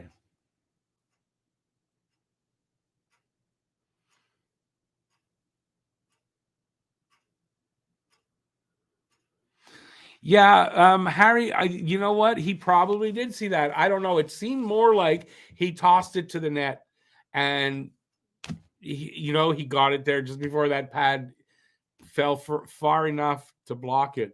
Like that puck just slid just under the pad as it was coming down. So just timing, and I think a bit of luck there, right? I doubt that it was more than him tossing the puck at the goal and hoping somebody, deflected it or something or tipped it. Anyway, but unless you talk to Horvat, we won't know what was in his head. But yeah, I mean, bad luck on Montreal's part. Anthony, I would think Bo Horvat's going to be a good trade for the Islanders in the long run. Yep. And it doesn't really make that was a win for the Islanders. I think maybe a win for the moment. And I think that this trade has a potential to even out because I think they really traded mostly for Ratty. And I don't know much about him, but he's still in the minors. So so I think that could pay off in the next couple of years and show that was an even trade. I know Beauvillier already scoring for Vancouver, so if Beauvillier plays well there and Ratty hits, it could be a really good trade for both teams.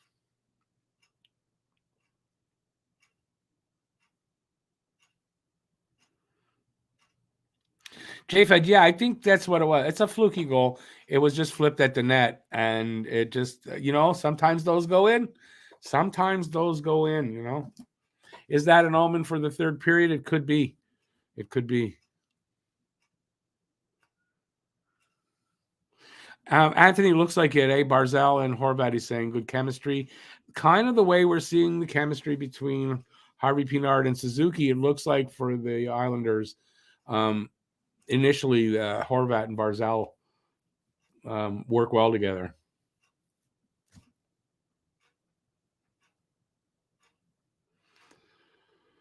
Yeah, I'm sure that's why they traded for him.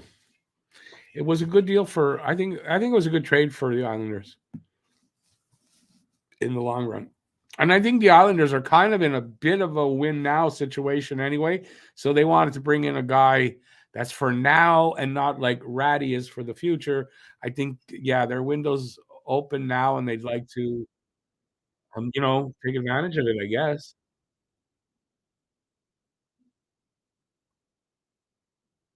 So I want to remind everybody, don't forget after this game, a little bit after, we're going to do a post-game show, our second post-game show, Pete and I, and we're going to have a segment where Matt chirps in with what irks him. And if you do join us, I think you're going to agree with him on this on what irks him because I know it certainly irks me. So hopefully you guys will join us for that. We're going to talk about a lot of other things as well.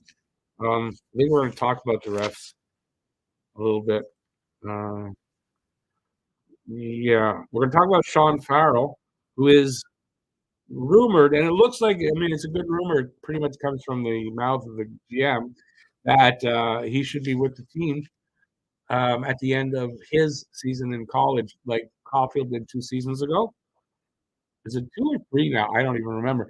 So we're going to see that hopefully with Sean Farrell. It's really strongly looking like that. So we're going to talk about that. And yeah, this is not what else we got. I think we're going to talk about Monty as well, about him being the potential starter going forward. We'll talk a little bit about that. What we can expect to see out of the last 30 games from the team. Yeah, so join us for the post-game show. Like I said, it'll be a little bit after the game.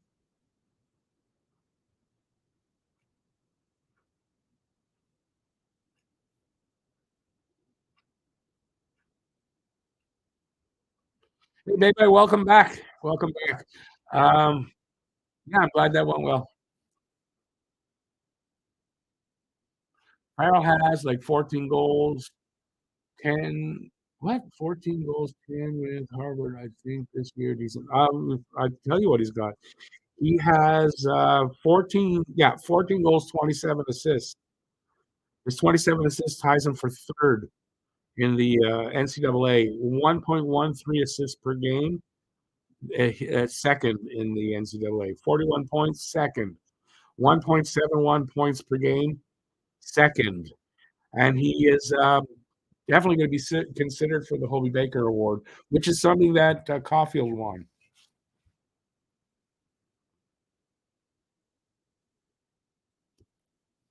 And we're going to see him. It looks like we're going to see him for, I guess, about the last 10 games or so of the season. I would imagine Harvard not expected to go far after like postseason, I think. So yeah, I don't know how many games, but it'll be 10 or more games potentially that Sean Farrell will play here. I'm excited about that. I want to see Sean Farrell for my own. I haven't seen him play really, and I'm really excited at everything I've heard. They're talking to Monahan right now, and I'm not listening. No, is that Monahan? Oh no, it's Kovacevic. I thought he looked like Monahan.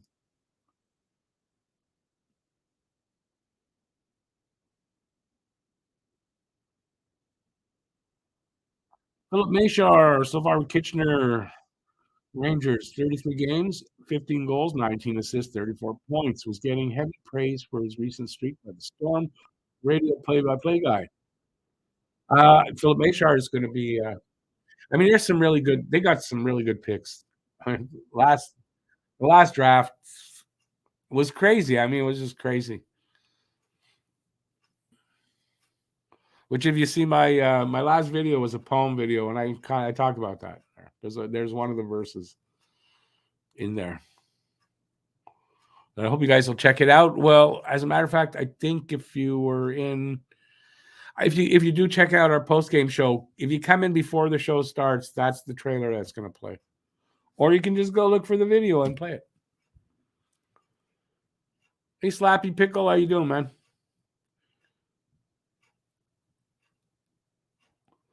All right, so about 10 more minutes for the intermission. So whatever you guys want to talk about, I'm open for that. I'm open. I'll just sit here and wait. Good to hear it, Slappy.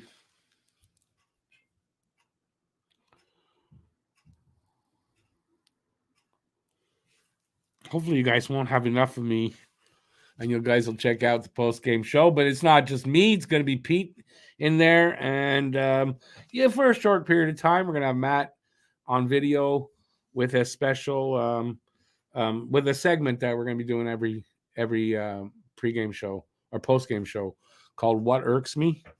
So please check us out for that. Do I have any promos for that? I don't know. I might have a promo. Now I'm not going to play that thing. No, I'm too embarrassed by it, and I got to play it in the post game show. Once is enough for me till I make a better one.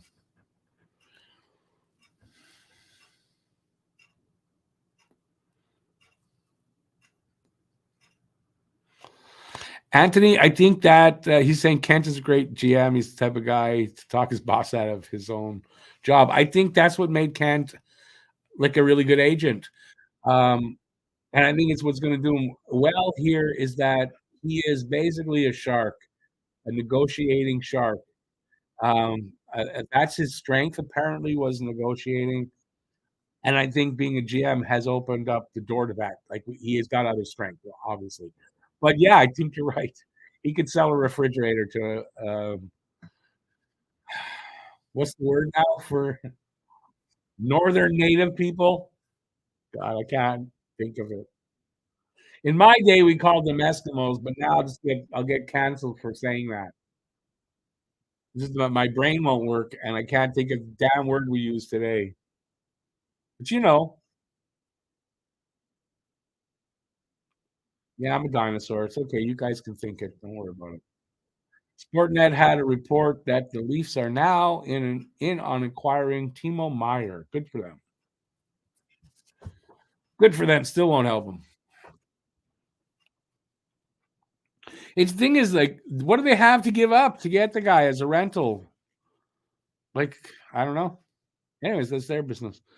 Funny how we tune into people on YouTube because the Sportsnet coverage is so bad. It is, and it's to my benefit. I appreciate that, Slappy. Appreciate that. Izzy, thank you so much, buddy. Izzy will be I don't push this often enough. I should push this more. With that donation, which I really appreciate here. He says, "Go Habs, go!" and the Eagles tomorrow. Oh, that's the Super Bowl. Yeah, I don't really, but yeah, I mean that's fine. But he'll be in the next draw. He just won actually a pennant, Habs pennant. For anybody donates to the channel, you will get in the draw to win something. I give away something every now and then to all the donors to the channel. We will have to pay someone to take Drouin off our hands, which I doubt they'll do that. You know, when you think about it, they're not going to put Drouin in and have to give away an asset to get rid of him when you just let him walk at the end of the season. Why would you? Like, I wouldn't do that unless it's something very minor. And you go, okay, we'd like to make the room before the end of the season. We'll do that. But if you're giving away anything of value to a team so that they take Drouin, I wouldn't do that because you just have patience and wait till the end of the season. Bob says what irks him, drivers not using turn signals, pedestrians walking on the street when the sidewalk is clear and available. Yeah, I kind of don't like that. Wyerton Willie promising in early spring, then not golfing till June. Yeah, I don't never really pay attention to what the groundhogs say. But yeah, those things kind of do irk me too. Well, when I was driving, I don't really drive anymore, so.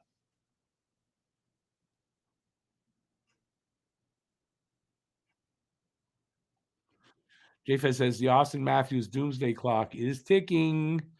They'll have to trade any firsts and top prospects for any talent. Yeah, I mean, and like, I wonder what kind of insurances they have that he'll resign. Probably none.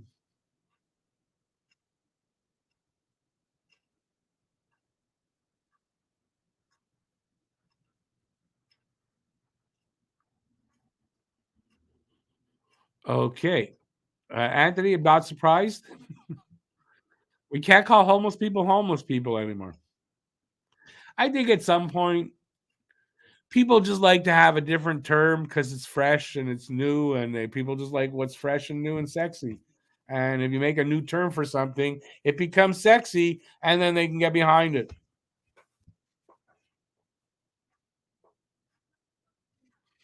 Bob Cannon, that's what's good about the segment is multiple things could hurt you in a day, and we all have them. And at some point, I'll add in for you guys to send me, yours, and we'll include from we'll pick one from you guys, and it's down the road. So we'll get into that. I think there's stuff that just irks everybody every day, right? I know for me, when I leave the house, there's multiple things that irk me out there. What are you gonna do? Slappy Pickle, he says you call a homeless person a shelterless person. But it's kind of stupid because they don't have homes, but they can have shelters. They can have a shelter, a tent, or whatever, but they don't have a home. So I don't get it. But like I said, I think people just like new terms because it makes it sexy again to get behind it. It's boring to hear the same name over and over again. That's why people like to get rid of her now. I've had her for 5 years. I'm tired of hearing her name. Get me a new name. Something like that. Or if you're Leonardo DiCaprio, as soon as they hit 22, got to get a new one. I don't know where that came from.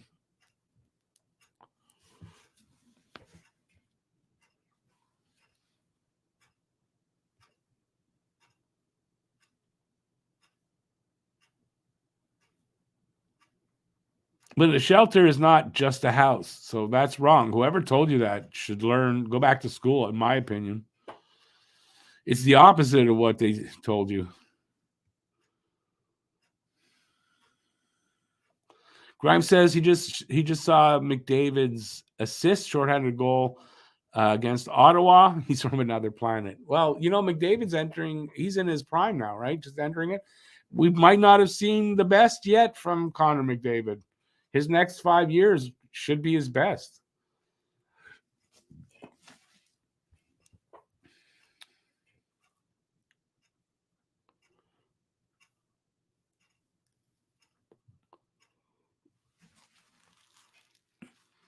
Bob, I don't know that I don't know that I believe that per se. What I do think is that it's a mental, there's like a mental disease or a mental illness that's causing it. I mean, there's all kinds of reasons why people are homeless, right? Especially today. I mean, there's so many reasons that it's so easy to be homeless. Rent is just ridiculous. Yeah. So anyways, whatever. But I mean, they're homeless. They're not shelterless.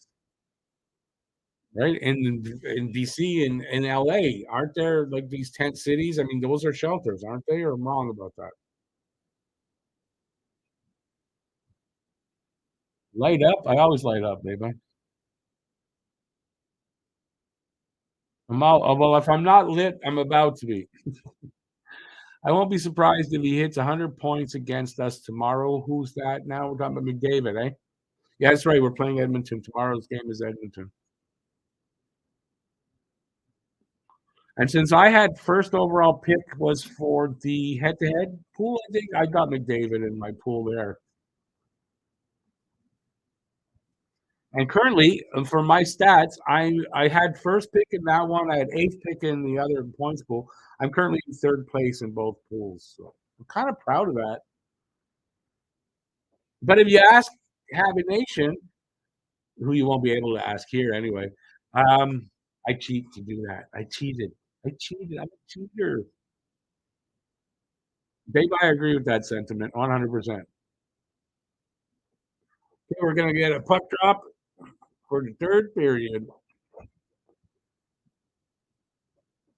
Suzuki against Horvat, the 2-14s. I wonder if he feels weird with that 14 on his back. I bet you he did at first. I don't remember who won the draw. Anyways, they're underway. Anderson puts the brakes on at the half wall, sends it around to the back of the net or behind the net. Wish it was the back of the net. Habs down 2-1 with that last second goal in the second period. They should be showing after giving up a last second goal like that, either they're going to come out flat or they're going to come out trying to get that goal back. And it looks like that's the way they've come out, trying to get the goal back and not being despondent. The beginning of last season, that team would have given up, obviously, at this point. This team does not.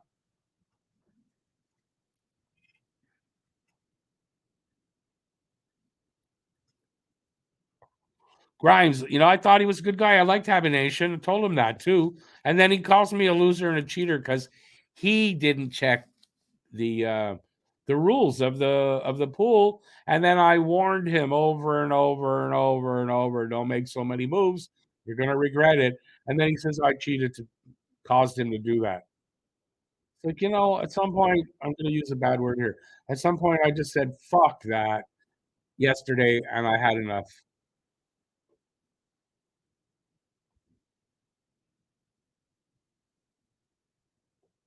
And there you go. That's the story of Habination.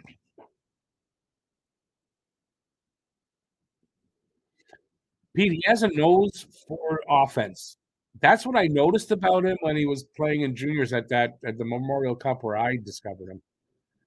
He's not the most talented guy out there, but like Brendan Gallagher, he's got the thing right here in the middle that makes up for whatever he's lacking.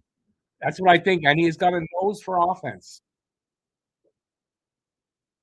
Got a good defensive game, and he's got a nose for offense, and he's going to be a good player here. And yeah, I just didn't think he was top six material though. It seems like he is. Can he maintain that over, say, the next 30 games, right, to end the season? If he can, he could be top six material for sure.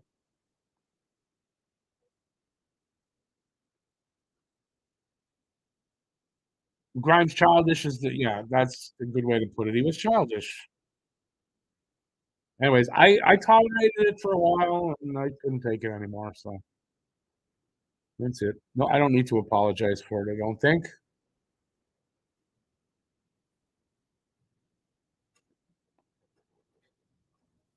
So we're a minute and a half into the third period. Shots are 20-18, favor of Montreal. Scores 2-1 for the Islanders.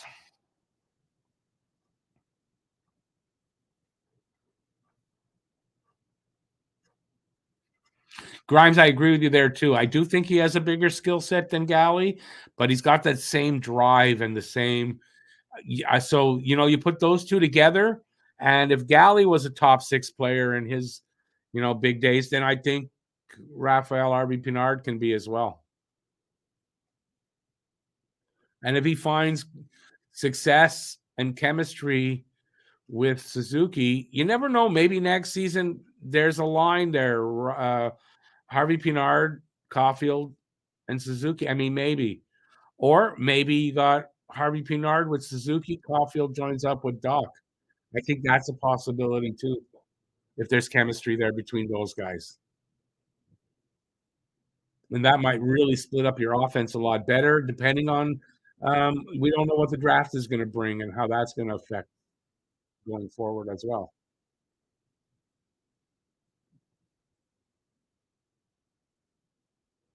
Pizzetta with a kind of a nifty move behind his back. He couldn't really complete it, but I like that he tried that.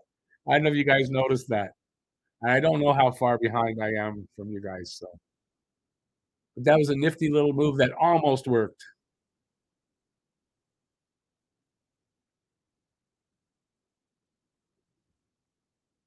Yeah, I'm sorry, Ray. I really gotta walk my dog. So as soon as game is over, I'm gonna take off right away, go do that, and we'll be back for the post game show um, shortly thereafter.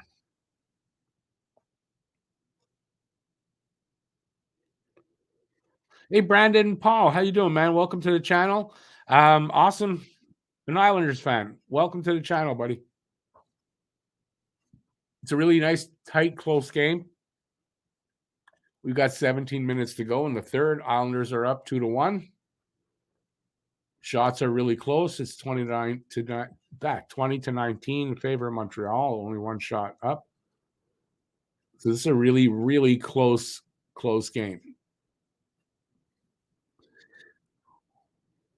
Habs, I think, personally think the Habs are kind of going to need to score this next goal to tie it up. The way things are going, and Islanders are a pretty good defensive team. I don't know if they can give up the next goal and expect to catch up.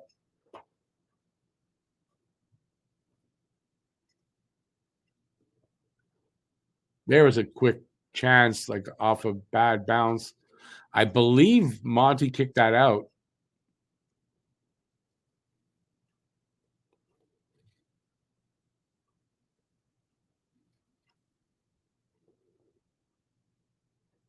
Bad bounce off the boards. Almost caught Montreal. It caught Matheson, but he recovered. Here's a chance for the Habs. Shot scores! They tied it up. Justin Barron as the trailer on the play.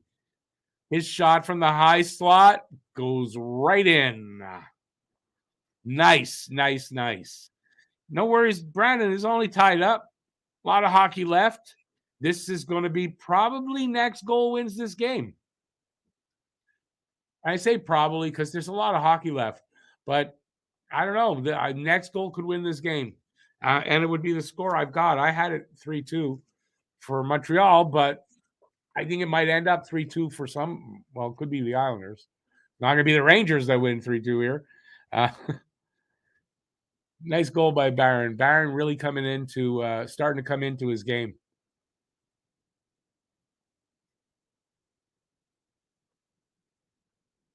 Was a rocket launched by Barron from the high slot, just over to the right side a little bit. Anthony, we say that all the time. They end up losing plenty. They haven't been winning a ton. You know, we deserve a win here and there too. I remember these guys, they don't care about the tank that much.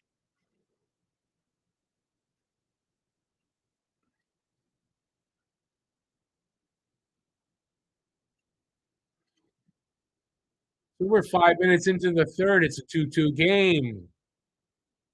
Everything about this game says this is two teams very closely matched. Oh, breakaway! Ulinen! Save Varlamov. How did that breakaway come about? Jesus. Who broke him out? That was a good pass, whoever broke him out. Montreal looks a bit energized here from that goal, and I hope they get the next one.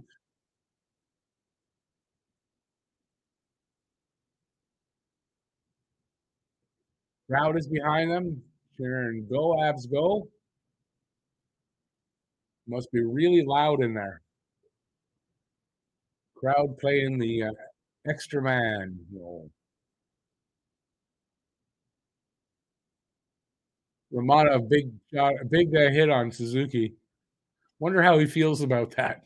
I think once the game's on, they're not his friends. Oh, Harvey Pinard with his. Oh my God, he almost scored there. Jesus. Jesus on a cracker.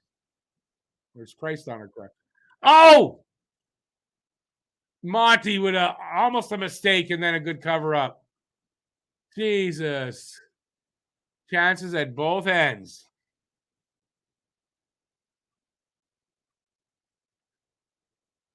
These teams looking like they're going to make it exciting to end this game. Lots of time left, 13:29 to go in a 2-2 tie.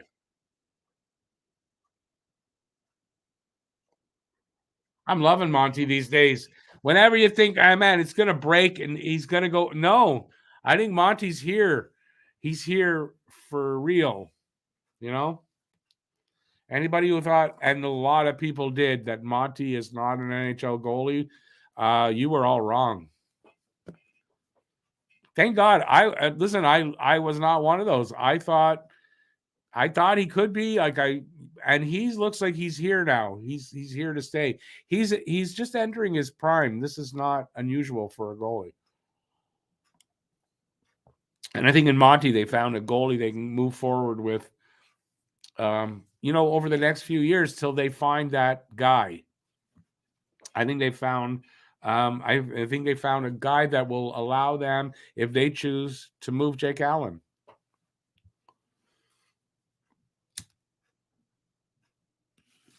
We're going to talk about that in the post-game show. We're going to talk about Monty.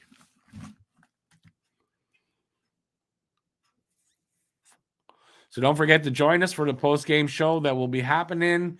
It's looking like I can change the time back to 3:30, but right now it's going to start at 3:45. The reason being, I don't have any help doing all this, putting it all together. So I've got to walk my dog. That's going to take 20 minutes. And then I got to get everything sorted. Me and Pete have to talk for a few minutes. And that's going to be about 3:45. But if it's a possibility, we change it back and start on time. And I know that's kind of weird, but it's a post-game show and has to remain a little bit fluid when it starts.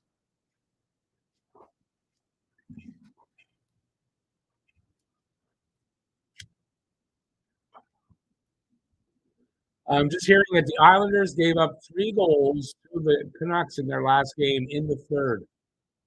This could be a good omen for Montreal. It doesn't mean anything necessarily, but we can hope. Unless you're worried about the tank, then you're not hoping. But I'm hoping that they win this game. Be the first win of the season in these blue uniforms in their last game wearing them.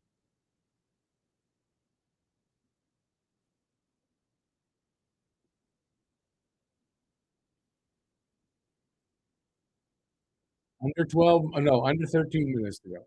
So 12:50 to go in this third period. Next goal could win this game.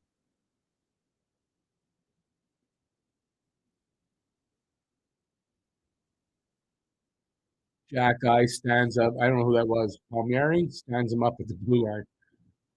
Dadnov with it. Over to Jack Guy. They break that out. Jack Guy's passing, doesn't hit his guy properly. But Doc and Drew, I picked it up behind the net. Up to the point. Shot. Madison hit somebody. Drouin, the side of the net, can't hang on to the puck, of course. Puck comes out. Have still have possession, though. Behind the Islanders' net. Isles have it. At the half wall. Who's going to come up with it? Habs come up with it. Oh, Pitlick with his pass. I don't know who that was. Just didn't really work out. They keep it in. Drouin back to no. Drops it for Dvorak. His shot was wide, I think. I don't know what happened with it. Habs still have it. Barron shot. Hit somebody. Habs still have it. Drouin in the corner. Sends it around to the other side, all the way up to the point. And Barron can't hang on to it there. And it comes out. Matheson, though, has it. He'll bring it right back in to Drouin. Back to Matheson. Matheson tries a pass that he gave it away. And here comes Horvat to, I don't know to who, goes around to the other side to Barzell along the boards, but Harvey Pinard gets it, gives it off to Suzuki. Suzuki over the line. To Anderson. Anderson at the half wall against the boards. And he gives it up there. Here come the Isles back. Barzell crosses the line, stops, dishes it to Horvat. Horvat goes into the corner. Back to Barzell. One timer. I couldn't see what happened with that.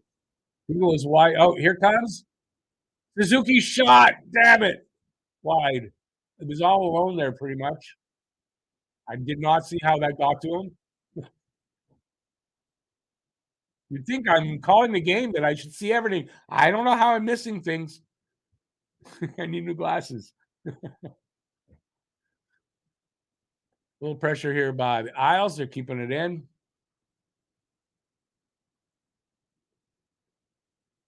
Back up to the line. Shot. And a hit. Harvey Pinard. He blocks that and gets the puck out. Man, this guy, he does everything. But man, he's taking a chance of getting hurt. But he plays that kind of game. He just plays that game. And I don't think you can ask a guy like that to play differently. Same with Galley. You couldn't ask him to play differently to save his body. It just that's not who he was or is. I'd say like was like he's retired or dead. He's not. Just injured. There, Belzile with it earlier. I'd like to see Belzile get a goal. He deserves one. Big hit on was Jack guy there in the corner. Anyway, here come the Isles over the line. Shot. Dave Monty kicks it to the corner. I'll still keep it. Back to the line. To his partner. Shot. Scored. Romanov. Oh, Martin deflected it. Romanov shot. Martin deflected it. Shit. 3-2 Isles. That, I mean, I said next goal could win. That could be it. We'll see. Got 9 minutes to go. So there's still a lot of time. Montreal will have to tie this up for the third time. No, the second time because they got the opening goal.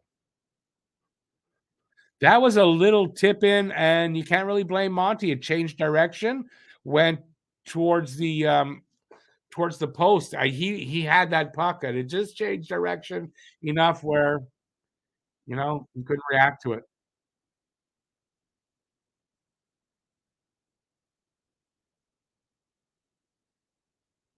There, Brandon, if you're still here, you see they came back. Now Montreal's got to do it, so we'll see. We'll see if that can happen. 9 minutes to go in a really, really tight game. All Montreal has to do is do what they've been doing. Don't give up. Keep trying. Just keep doing what they're doing. And don't give up another goal. If Montreal gives up the next goal, this game is definitely going to be over. So if there's another goal in this game, in regulation anyway, Montreal needs to get it. 8:27 to go here in the third. 3-2 Islanders, 24-23 shots on goal, favor of Montreal. Excuse me. Icing against Montreal. We'll have a face-off in front of Monty. I love it too, and let's hope that they don't quit because they could tie it up. There's enough time. Will they? I don't know.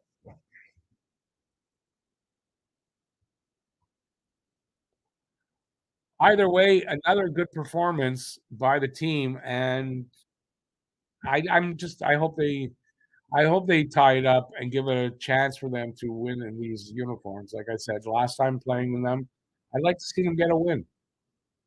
8:10 to go in the third.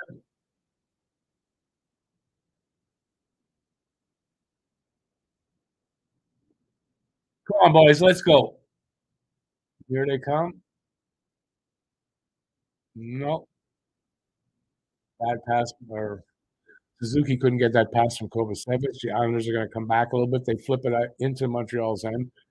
Harris going to pick it up, drops it to Kovacevic in the corner. He kind of wins that. Harvey Pinard gives it to Suzuki.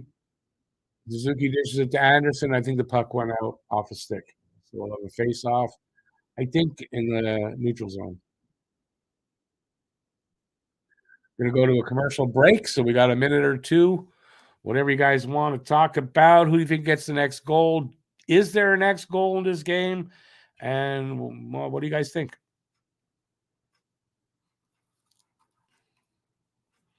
I say,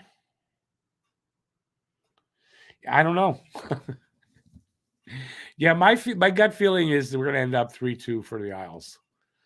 But so many times I say that, and then so I'm hoping that's what happens. Is I'm wrong, and Montreal tie it up. So, but I'm going to say Isles don't give up another goal, and hopefully I don't burn myself here.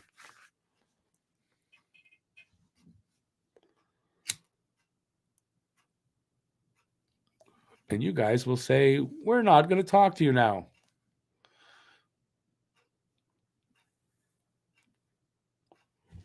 So just to remind you, as soon as this game is over, I'm going to take off and we'll be back for the post-game show. Yeah, it's looking like I might have to change it back to 3:30 because it's still quite early. This game's gone pretty quickly, and we'll see how the last 8 minutes go. Yeah, but hopefully you guys will come back and join us for the post game show.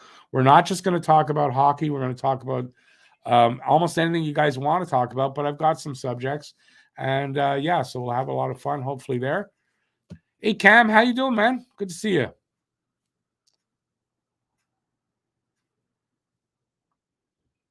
How we doing? It's a good game. Been a good game today.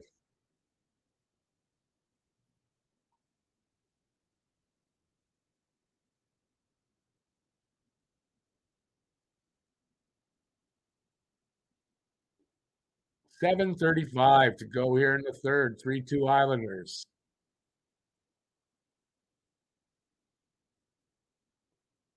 There's time.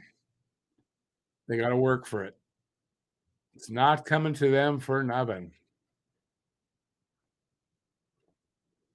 No, David Savard looks like he's like off balance. Even I don't get it.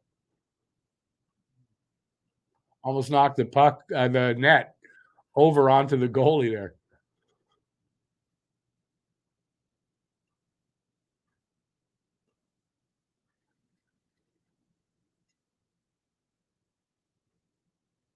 Come on, boys, let's mount a comeback.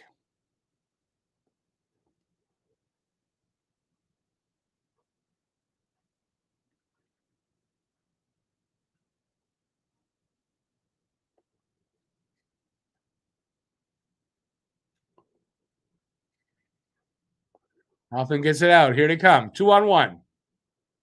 Oh, Dadnov could not get wood on that. My God. Okay, get rid of him today. After this game, they send him to the minors. They waive him. Tired of seeing him not be able to finish. I think a loose stick got in the way. True, but still, you almost know for certain. You put it on Dadnov's stick, the play's going to die there. Hey, James Reyes, how you doing, man? Thank you. Thank you. A present from Habs Guru. 5:50 to go here in the third. 3-2 Islanders still. Habs need the next goal, no doubt.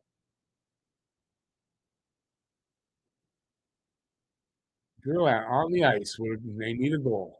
I see. I don't get that. I don't know why you got Drouin out there when you need a goal so desperately. Now the thing is, they don't need this goal so desperately. They're not. This season's not about wins and losses. So yeah, they want to win without a doubt. But they'd also like to see Drouin do well in a situation like that. It could help them trade him. I mean, I get what they're doing, but man, when you need a goal, is Drouin the guy you want out there? Not really. But I guess if you want to get him going so you can trade him, you got to try. I don't know.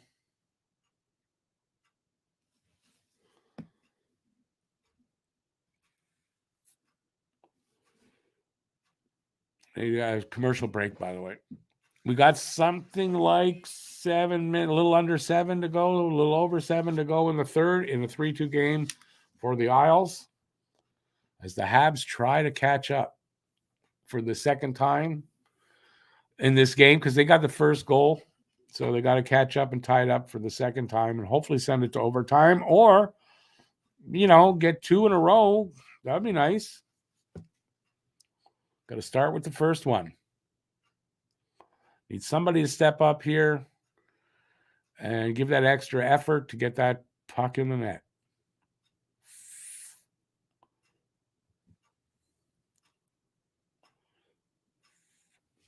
Okay, Cam, explain this to me. What does it mean, my candies, brother? Is that a typo? Or you're talking about edibles? What are we talking about?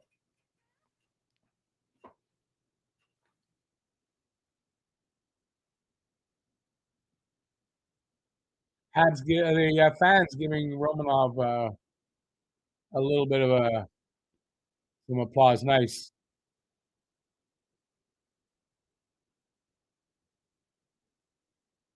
Miss Romanov.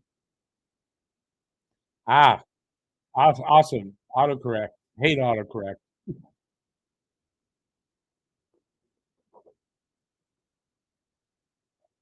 Drouin is gonna take the draw here,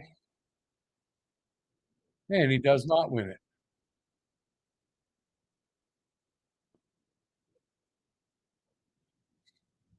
5:20 to go in the third.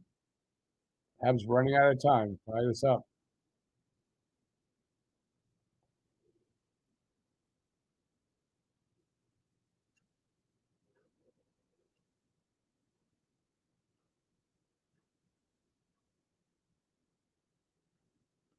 Yeah, Bob, I don't know that that's the dilemma for Coach Marty here, though.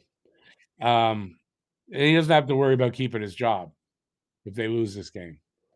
But yeah, I mean, it's basically that. And I don't think, I mean, they're playing Drouin because they want to get him, they want to be able to trade him. They're giving him every opportunity for success. And he's just sort of, I don't know, thumbing his nose at them or just can't do it. One of the two.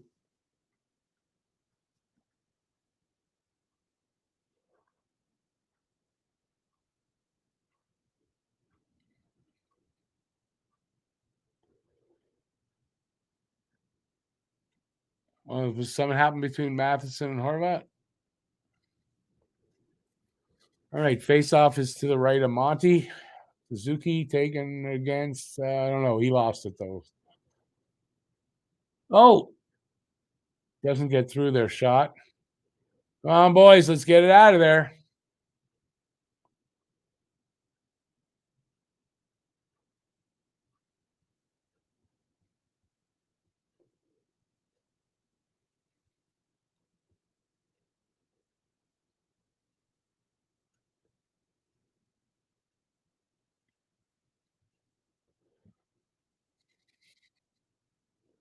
Come on, guys, let's show some urgency here. Suzuki steals the puck from Suzuki. Good steal from him. Don't like it, but it was a nice play.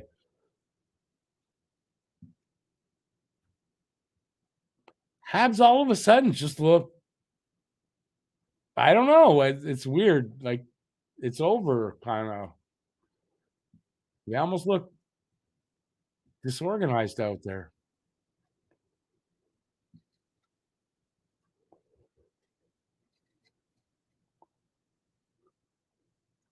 There we go, Doc. Come on, Hoffman with it from the point. Matheson at the point. Shot. Scores! Boom! They tie it up. Matheson shot from. I don't know if it got tipped. Matheson shot from the point, and we'll see if somebody tipped it. But 3:16 to Doc. Doc tips it in. 3:16 to go. Well, at this point, I got to think next goal wins.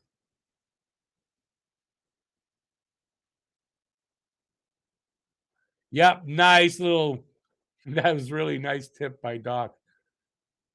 Not your typical tip. I guess, yeah, between his legs, and it ended up going between Varlamov's legs.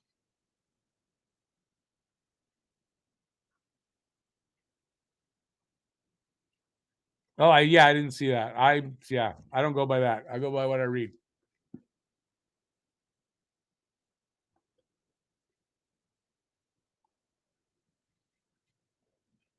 Okay, 3 minutes for one of them to score. Next goal is going to win, whether it be regulation or overtime or shootout. Devo short side shot didn't work. We still have the puck though. Come on, guys. Come on, let's end it before overtime.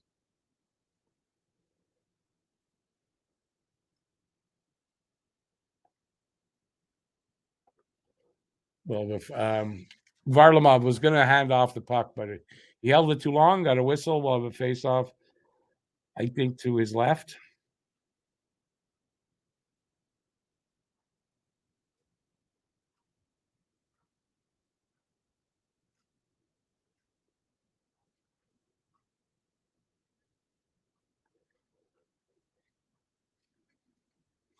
The boys deserve the win, but that doesn't mean they're going to get it.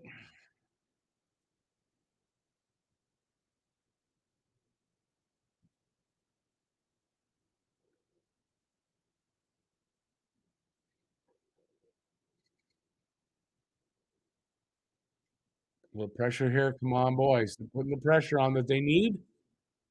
Ooh, I thought that puck came out. Why is Dadnov out there?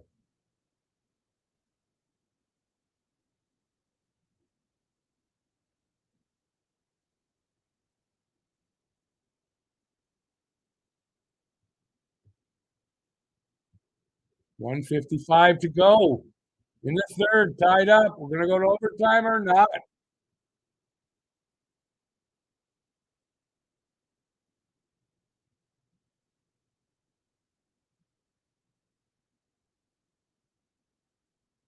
Icing. Icing call against Montreal with 1:39 to go in the third, tied up 3-3. We're going to go to overtime, I think.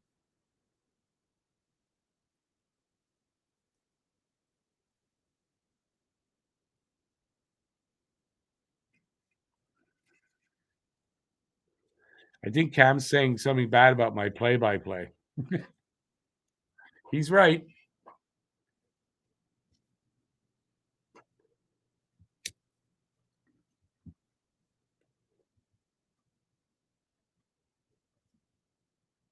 Oh, Anderson and somebody. Big collision. They both went flying. That's funny. They're both fine, though. Another big hit by Anderson there. This time he didn't go flying.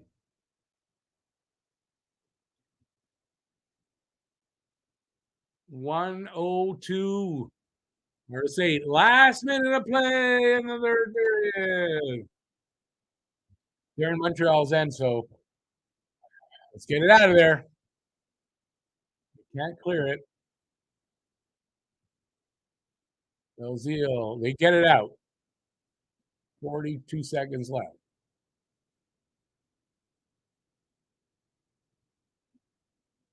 Gonna go to OT.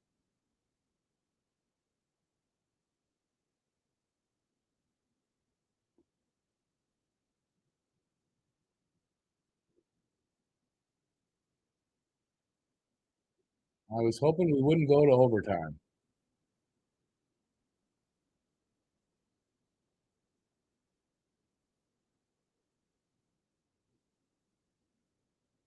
Nine seconds. All the pressure here right now by the Islanders. Habs get it out. We're gonna go to overtime. Yep, overtime. All right. Sorry, Ray, but we're going to overtime.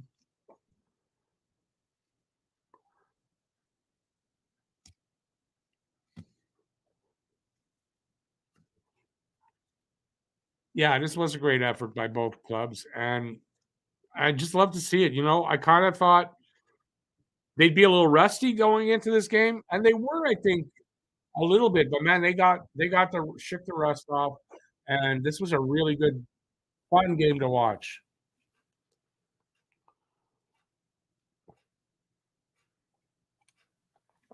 What do you mean, Doc is cracked? Is cracked?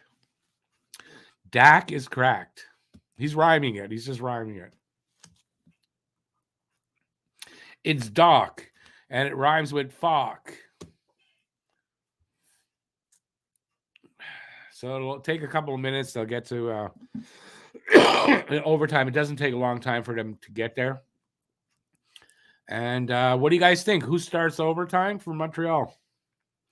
I say Suzuki, Harvey Pinard, and Mike Matheson.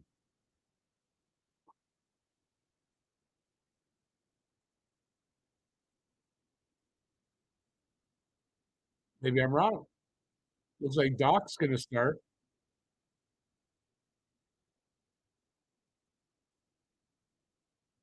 It's hard to tell with who's out there. Maybe I'm wrong. No, he's just going.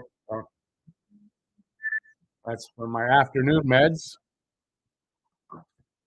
I'll have to take.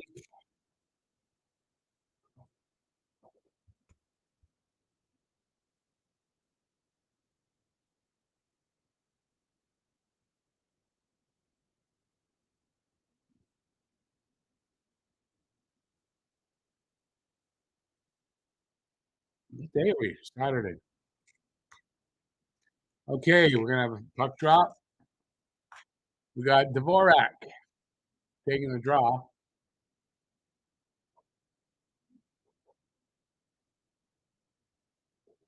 Horvat and Dvorak. Dvorak wins the draw. Matheson's out there, as is Suzuki.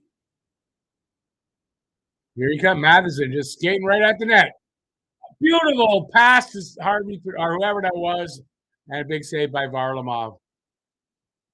Oh, it's Harvey Pinard is out there now. Suzuki, Harvey Pinard, and Matheson. Dvorak was only out there to win the draw. Almost worked, too. Barzal with it to Horvat. One-timer went over the net, hit the glass. They still have it. Barzal shot. Monty makes a save, and I think it went hit the netting, and we'll have a face-off.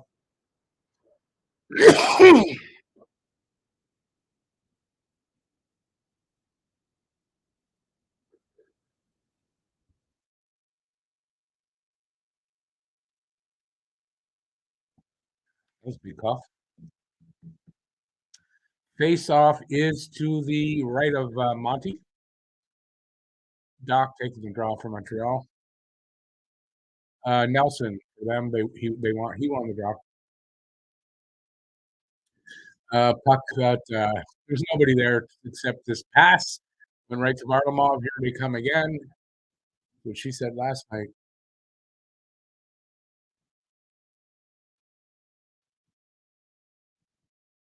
Come on, get that away. Oh, Hoffman almost got the puck. Doc does, gives it to Savard. Oh, he couldn't catch up to that, Doc. Islanders have it. Here they come.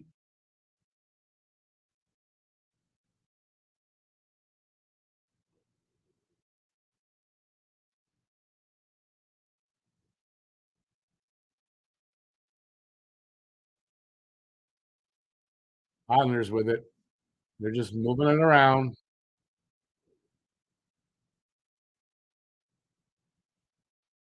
Possession's the key thing in the overtime. Backhand, in tight. Monty makes the save. There's a penalty coming up. Montreal getting a penalty.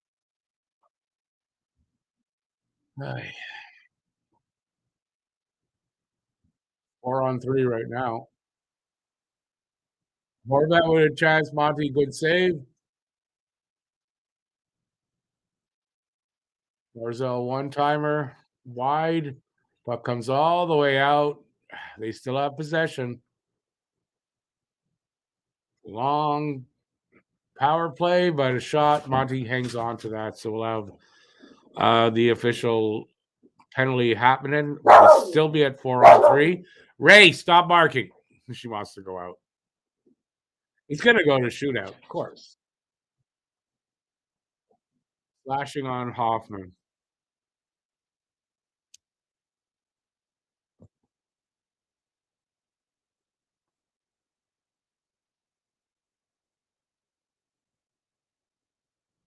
I guess he could say that's an okay penalty to take, I guess.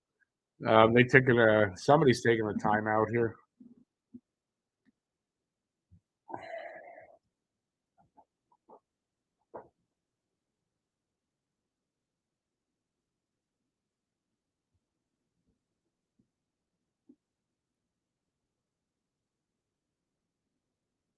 Come on, let's get back to it.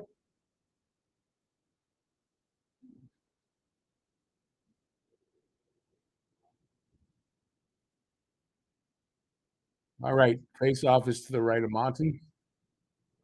4-on-3. Suzuki taking the draw against Horvat. Horvat wins that. Barzal. Oh, nice save by Monty there. Off Dobson. Okay, puck came out. Islanders going to have to come back in. They do. I'm going to work the puck with 2:05 to go. in the overtime. 1:30 to go in the power play.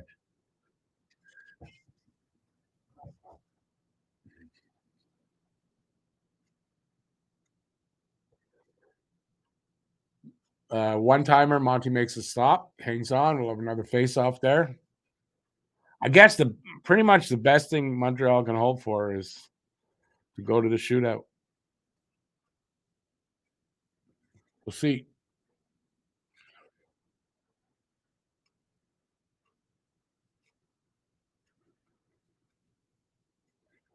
Devo taking the draw against Horvat, and Horvat still won. 1:45 to go in the overtime.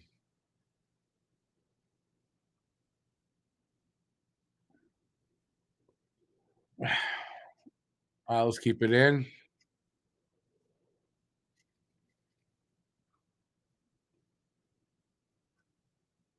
Oh, Dobson's shot wasn't a good shot, though. If it was, that would have been a goal.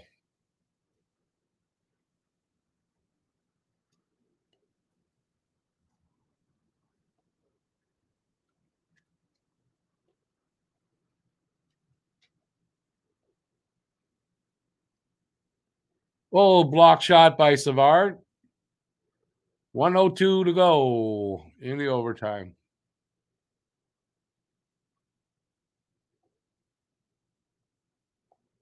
Montreal clears it out. Here comes Anders right back.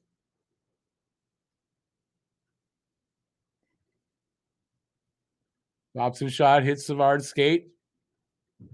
And they cleared out themselves with 35 seconds now to go in this overtime. Power play is over.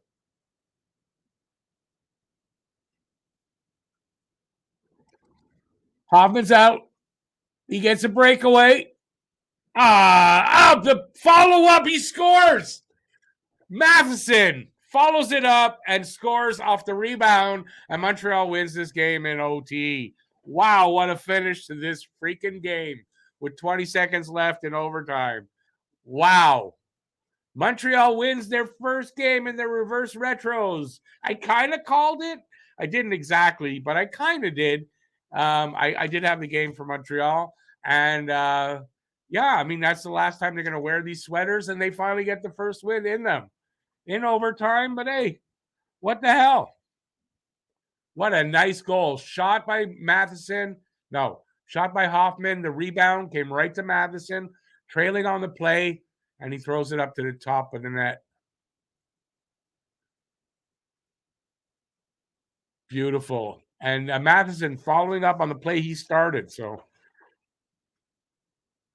it's a miracle. The curse is over on the last time they're playing those jerseys. Yay! Let's see who the stars are, and then I'm going to take off. So listen, I'm good. Actually, I don't have time to wait for that. I'm going to take off here. Matheson's going to get the first star. Are they?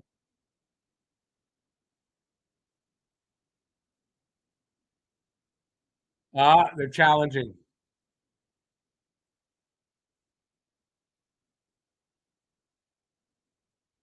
Yeah, the linesmen think it's. I don't know if it's challenge or the linesmen think it is.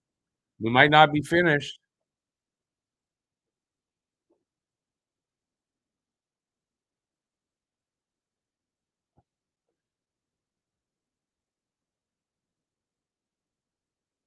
Mm.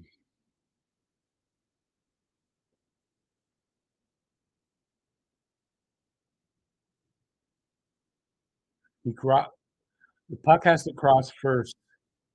He crosses right with the puck.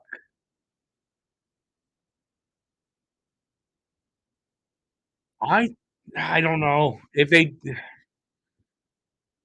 That's as close as you can get. If it depends how they judge that. If his blade came off that blue line before the puck did, that could be offside.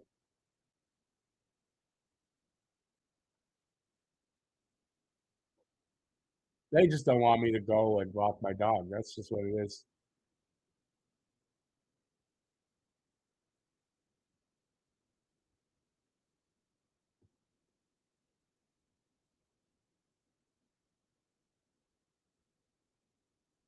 I think it's a good goal personally too.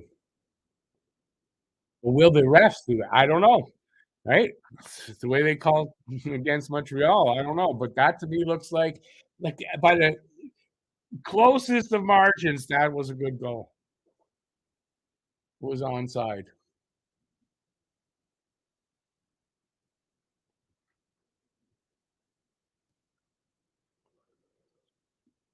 From what I see there, the puck and Hoffman crossed the line at the same time, and that's onside.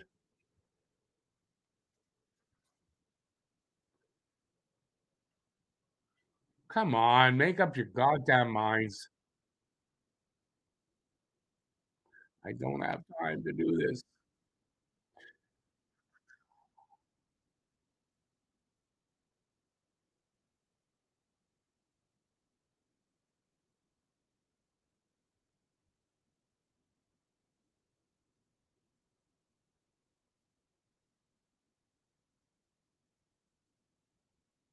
It was on his blade. He was carrying. I think that's onside.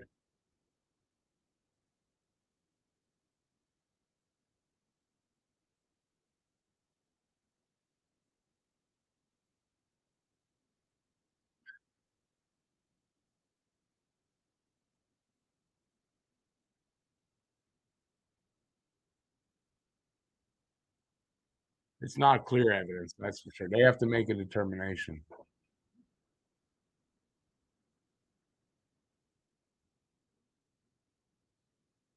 You can't make up their mind.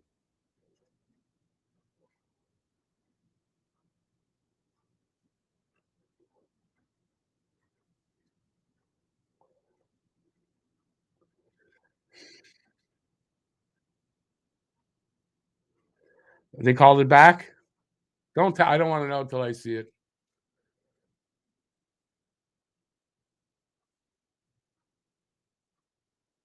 Come on.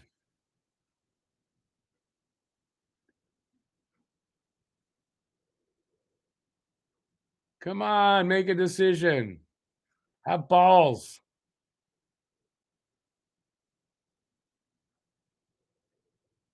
It's like they want to reverse it. They want to, but they can't find the reason to do it yet.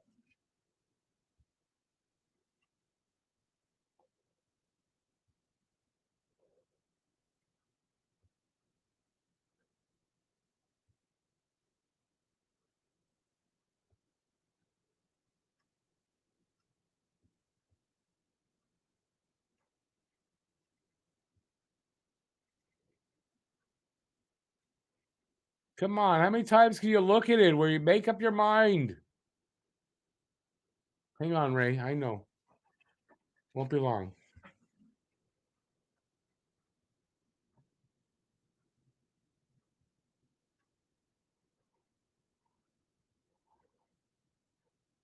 Let's go. Let's go.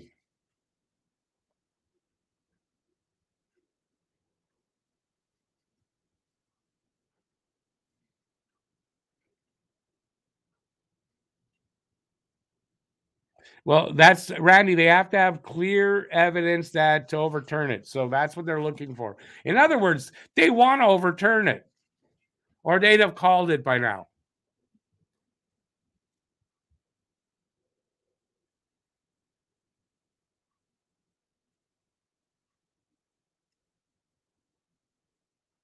They want to overturn it.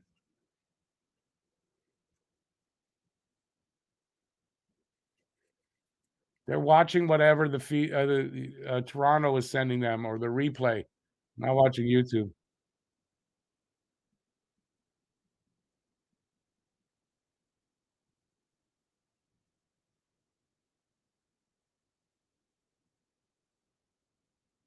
Ah, we're gonna get a decision.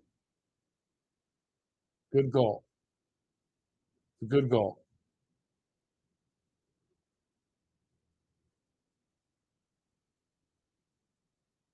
We have a goal. Boom! They win. About time. About time. They actually called one for us. They wanted to overturn that. They wanted to overturn that, without a doubt. All right, I got to run. Please join us for the post-game show coming up in about a half hour, might be a few minutes after. And we'll talk about all this. Thanks for watching. Thanks all for being here. Thanks, Izzy, for the dono. I appreciate that. And that's it. Till I'm back, stay safe. Peace out, y'all. And see you shortly. Ciao, everybody.